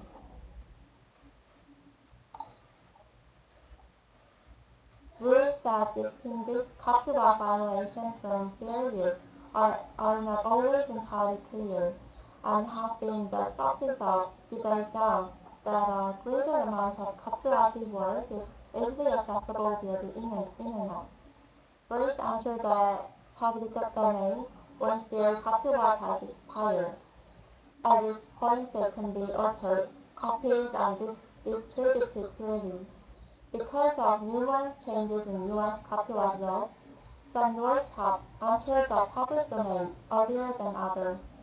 According to the U.S. government, when, when distinguishing between fair use and copyright infringement, there are four things to consider: whether or not the use is for profit, the nature of the copyrighted work, the percentage of the copyrighted material being used, and the effect of the use on the value of the copyrighted work. Plagiarism is also a growing concern because of the use of copying and pasting text from online sources into computer documents. It is important to keep in mind that plagiarism and copyright infringement are different issues. Plagiarism involves not giving credit to a work's creator, whereas copyright deals with the legality of using a created work. There are some ways to avoid plagiarism. First, don't procrastinate. Second, avoid taking shortcuts. Third, take thorough notes and keep accurate records. Fourth, rephrase ideas, notes, and keep accurate records. Fifth, provide citations for all sources. Sixth, ask your instructor when stuck. Now you guys know about ethical issues in mass media, news media, and ethical considerations of online work. then I'm sure you can solve these questions. Here's time. First question. In American mass media, who is presented as the standard? 1. White female. 2. African American. 3. Gays and lesbians. 4. White male. The answer is 4. The white male. Second question. Currently, the media of pastime is decreasing. Revenue of ads also decreased. Then choose colored media which increase the revenue of ads. 1. TV, 2. Radio, 3. Internet, 4. Newspaper. The answer is 3. Internet. The last question. What is the answer in the box? The yellow box is not giving credit to a work's creator and they limit the liberty of using a created work. 1. Plagiarism. 2. Copyright. 3. Fair use. 4. Taste. The answer is 1. Plagiarism. Did you understand about the ethics of mass media? I hope you did, and thank you for listening my lecture. Bye bye.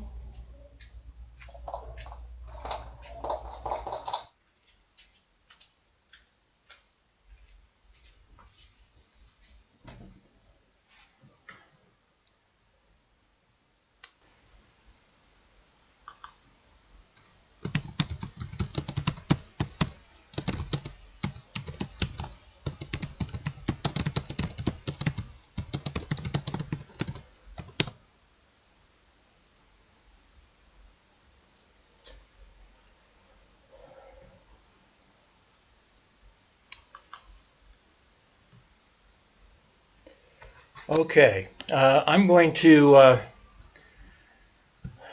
thank you, Juwan. By the way, that was good. I'm going to do kind of what I did last time. I'm going to go ahead and turn on the desktop function.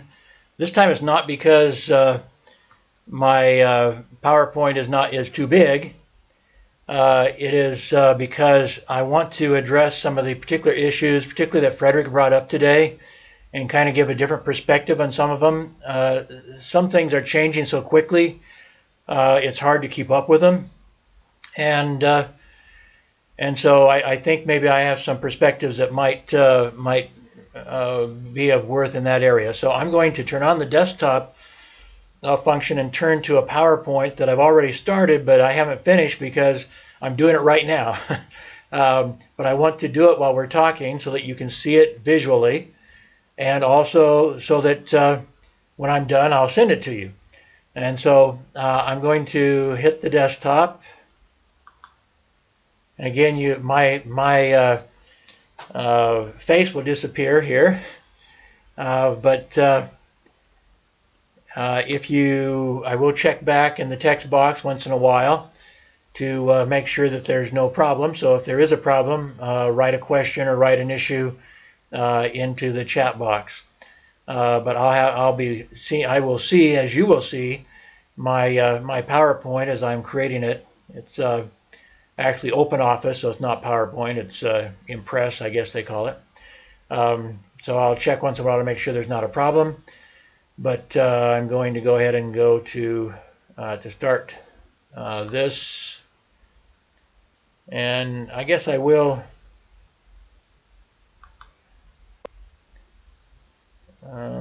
Yeah, I guess I'll go ahead and.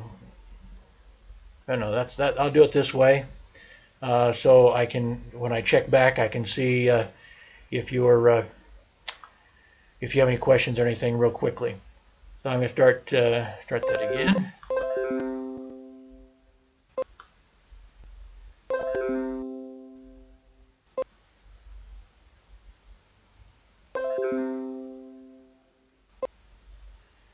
Okay, I'm apparently having to download some more software here before I get started, and I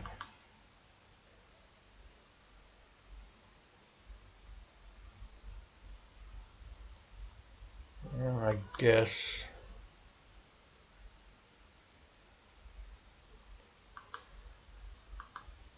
I hope I'm going to be able to do this. I'm going to try to do it again.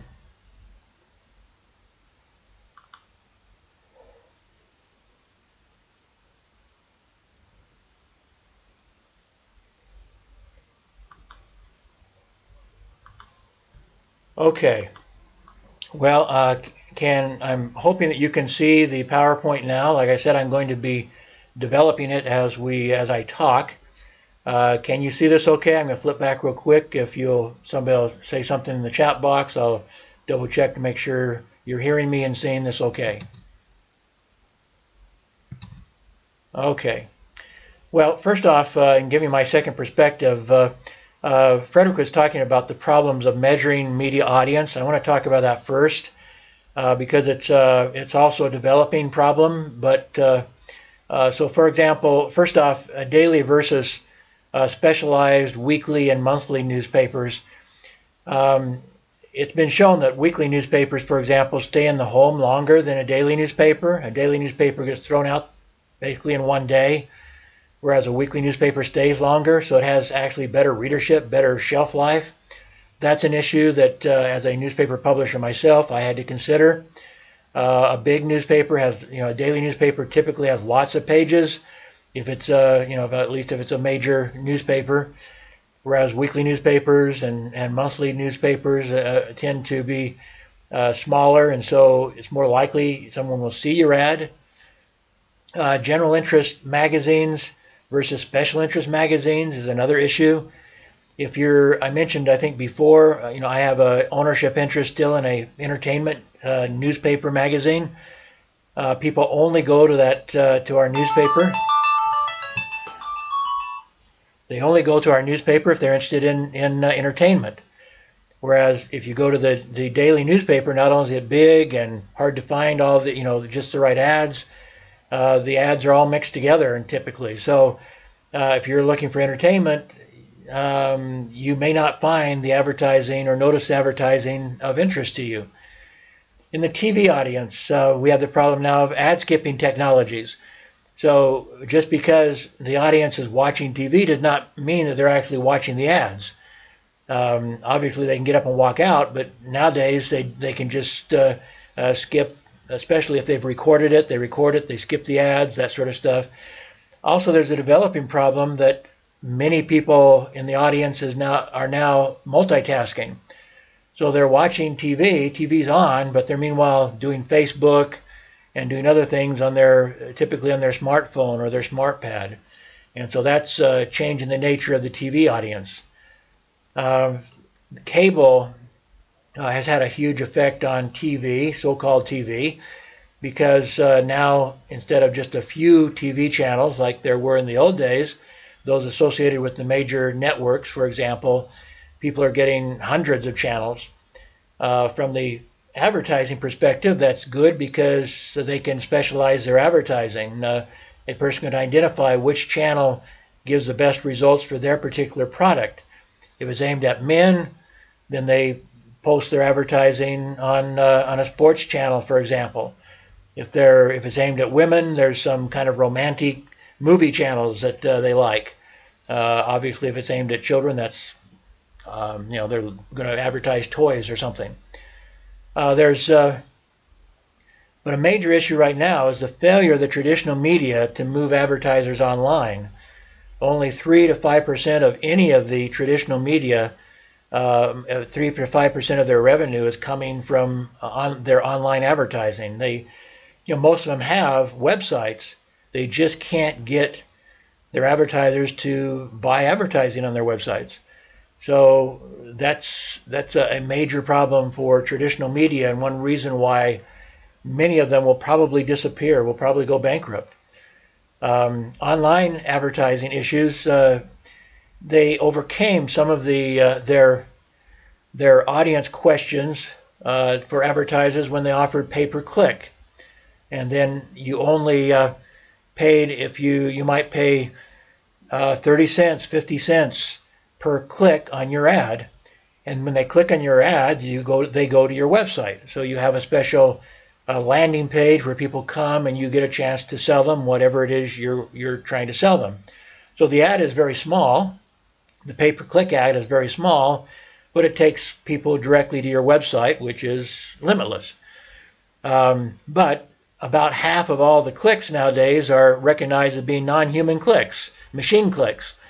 And so that has to be taken into consideration. Frederick talked about the targeting, the big data targeting and personalization of advertising.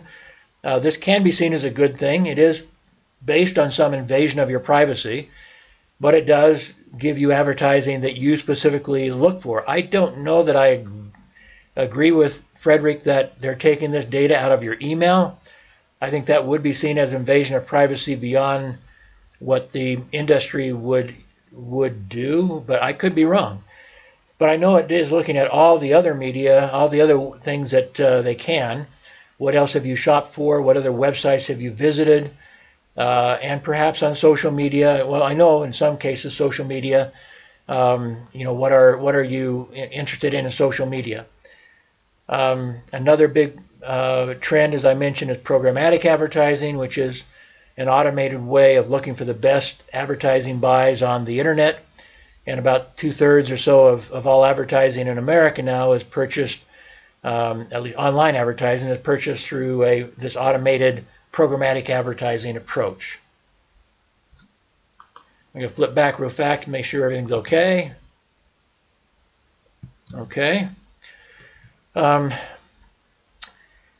He was then talking about advertising versus PR and some issues related to that.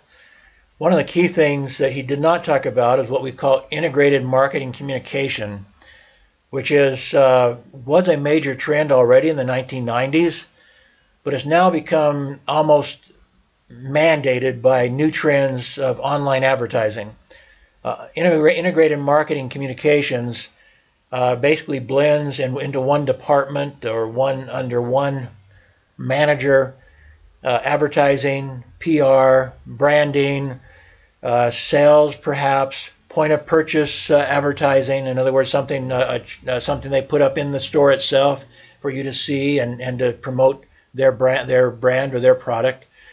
And as I said, online advertising trends nearly demand IMC, demand integrated marketing communication. And I will come back to that, but that's, in fact, I wanted to share a complete PowerPoint today on that subject and what we call inbound marketing or content marketing. Inbound marketing or content marketing is basically free advertising. It's free marketing.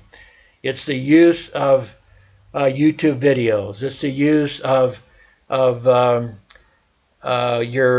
Facebook website, your Facebook site to get people to come and come to your website. So you post interesting things on Facebook, and then they come to your website, and there you have a chance to sell something to them. It's the use of web conferencing, using the kind of technology that we're using now.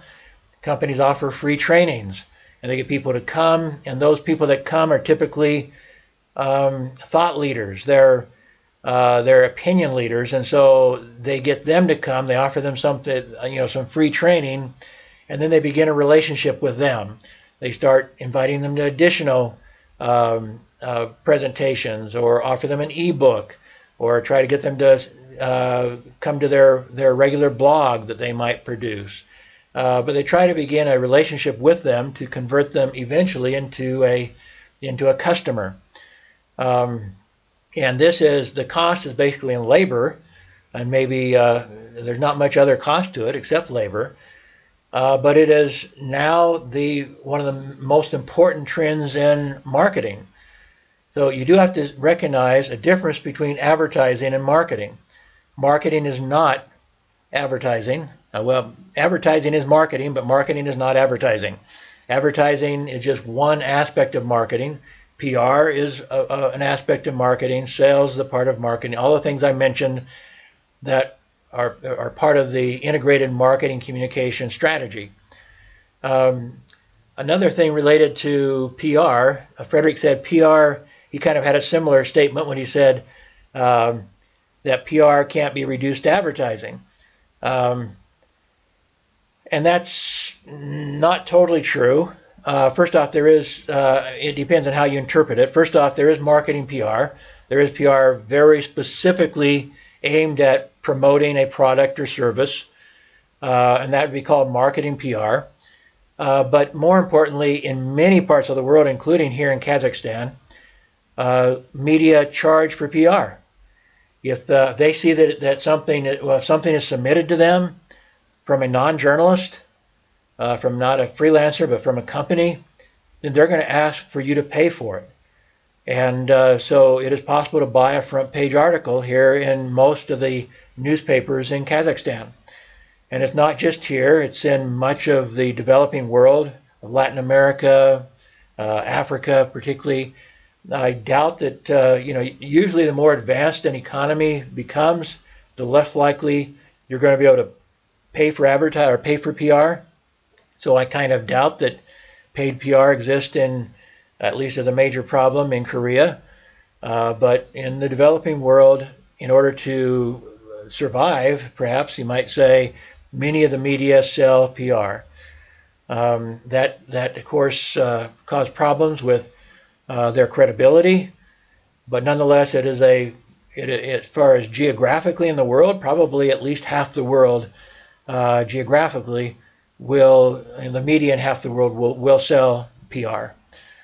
And so, is it then PR, or does it become advertising by the fact that you've just sold it and it just looks like PR, but it's now advertising?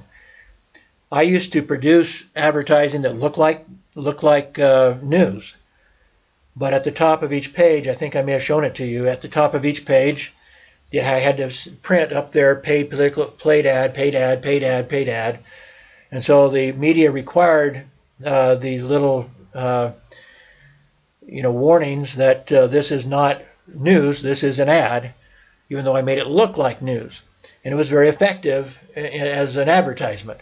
And so people can do that, but most media require them to post that it's a paid ad.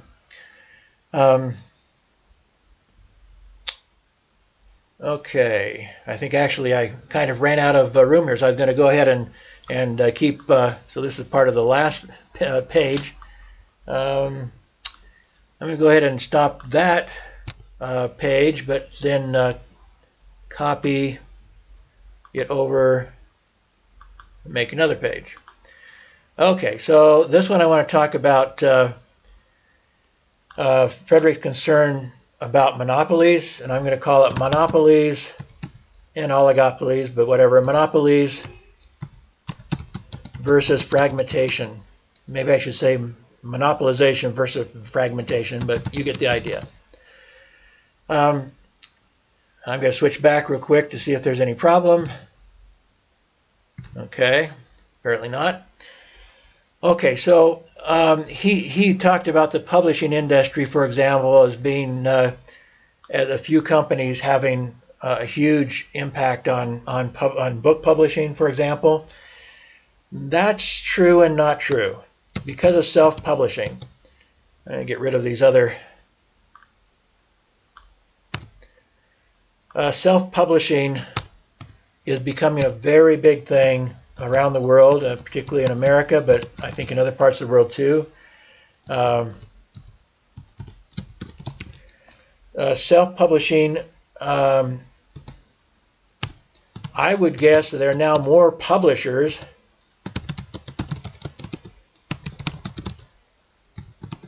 than any time in history, any time ever.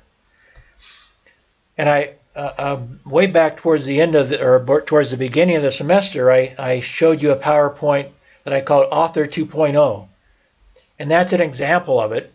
That basically Author 2.0 is all about self-publishing, and I showed you in that PowerPoint that there are now numerous millionaires who have started us in self-publishing. In some cases, they have been enticed into publishing for other established companies.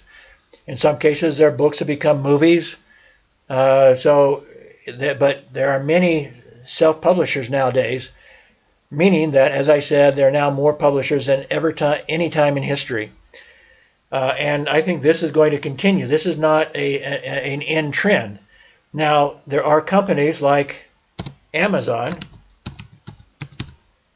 and they're not really, I mean, they might publish books, but they actually are trying to service. Their main goal is to be a third party. They don't produce a lot of their own material.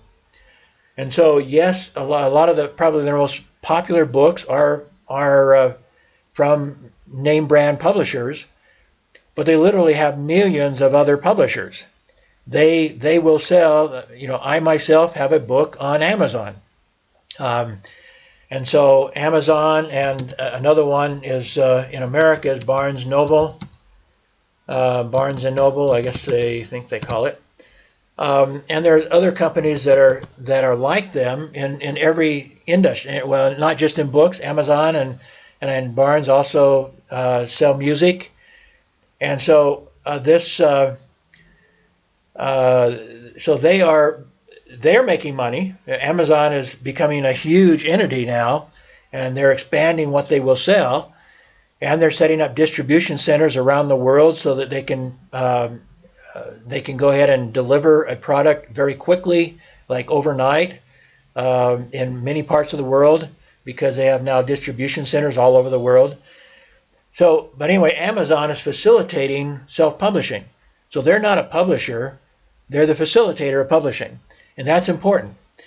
There are other companies, they mostly, with Amazon, if it's a good enough and a popular enough self-published work, they will sell the hard copy. However, as an electronic book, as an e-book, they will basically let anybody put their book online.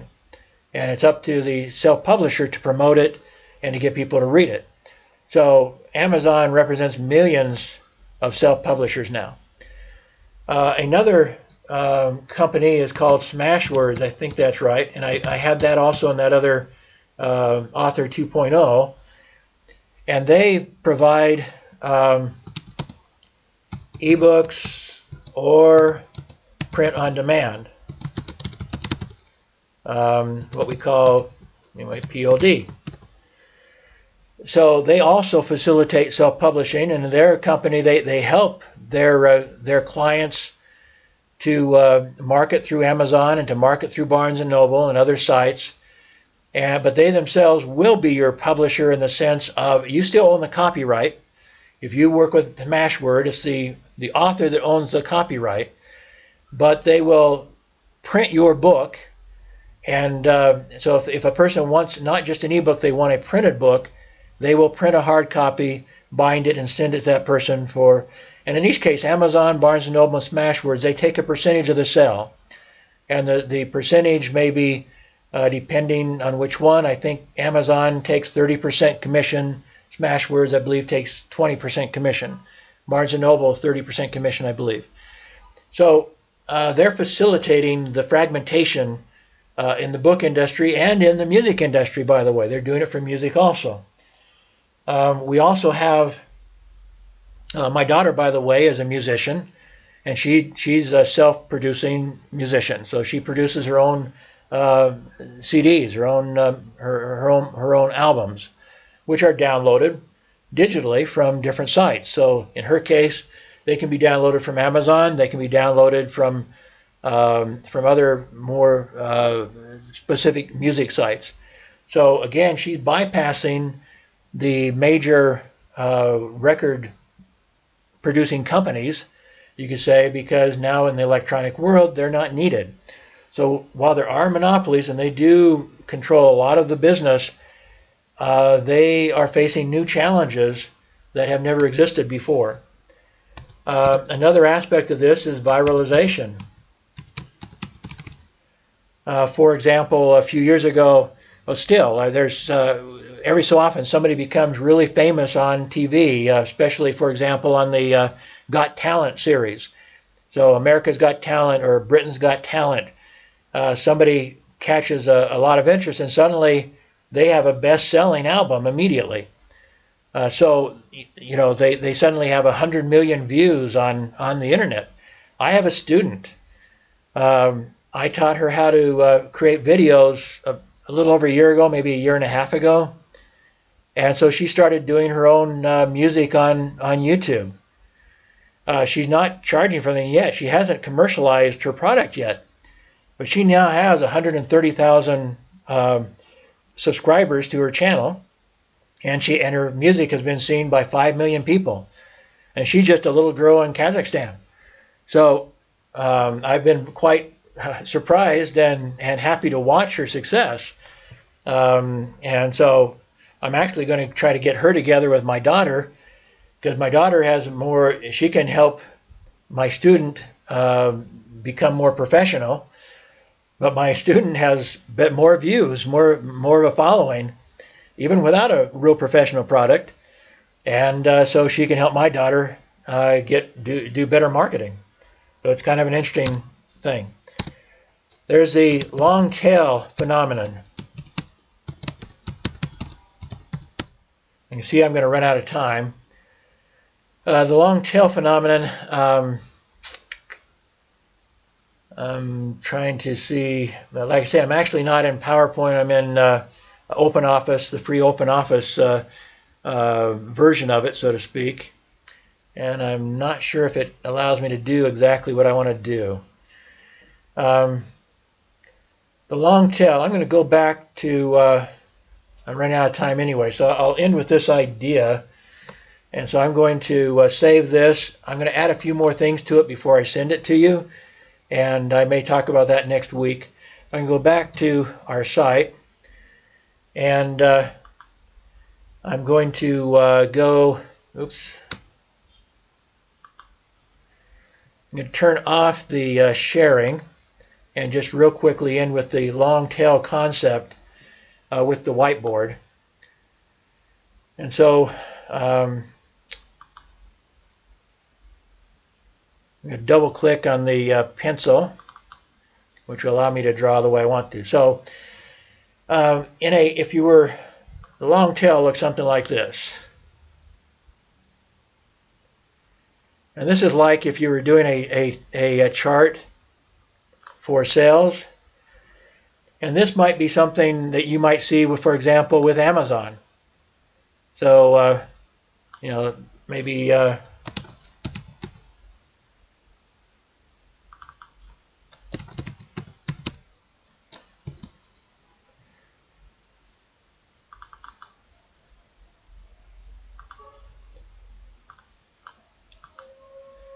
so this, but there's lots of companies, not just Amazon, but Amazon might be an example. Their books from the big brands, the big publishers, are up here. They're selling 1 million books or whatever. They're selling a large number of some books. And the big sellers for them might number in the thousands. Maybe 1,000 of their books sell pretty well. But then here am I, clear down here. I'm down here. I sell maybe 5 books. Oops, what happened there? I sell maybe 5 books a year. And so I lost my long tail, but we'll finish up anyway. So the my point is that they now represent literally millions of people. So they don't only represent a handful of book publishers, and they represent millions of books. You can buy any one of millions of books from Amazon. Now, if Amazon only had a bookstore or even a chain of books, if they had a chain of bookstores, I mean, each bookstore might have a couple thousand books in it, a couple thousand different books in it. That would probably be all they could have room for. Even if they're a big store, a couple thousand books are quite a few books. And so in the old days before digital publishing, the bookstores were restricted by how much, basically how much room they had. But with digital sales, Even if they're like Amazon, they will give you the hardback book. They will send you the hardback book because they have distribution centers. So if you are a book publisher, and you don't have to be, or a book sales company like Amazon, you do not have to represent only the name brands anymore. So while there are still major companies that we would call maybe monopolies, their monopoly is being broken.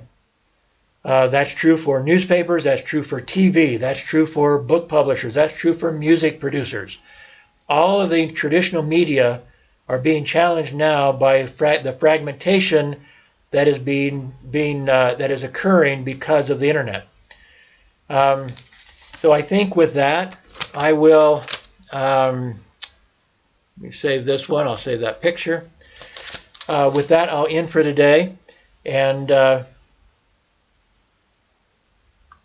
sorry.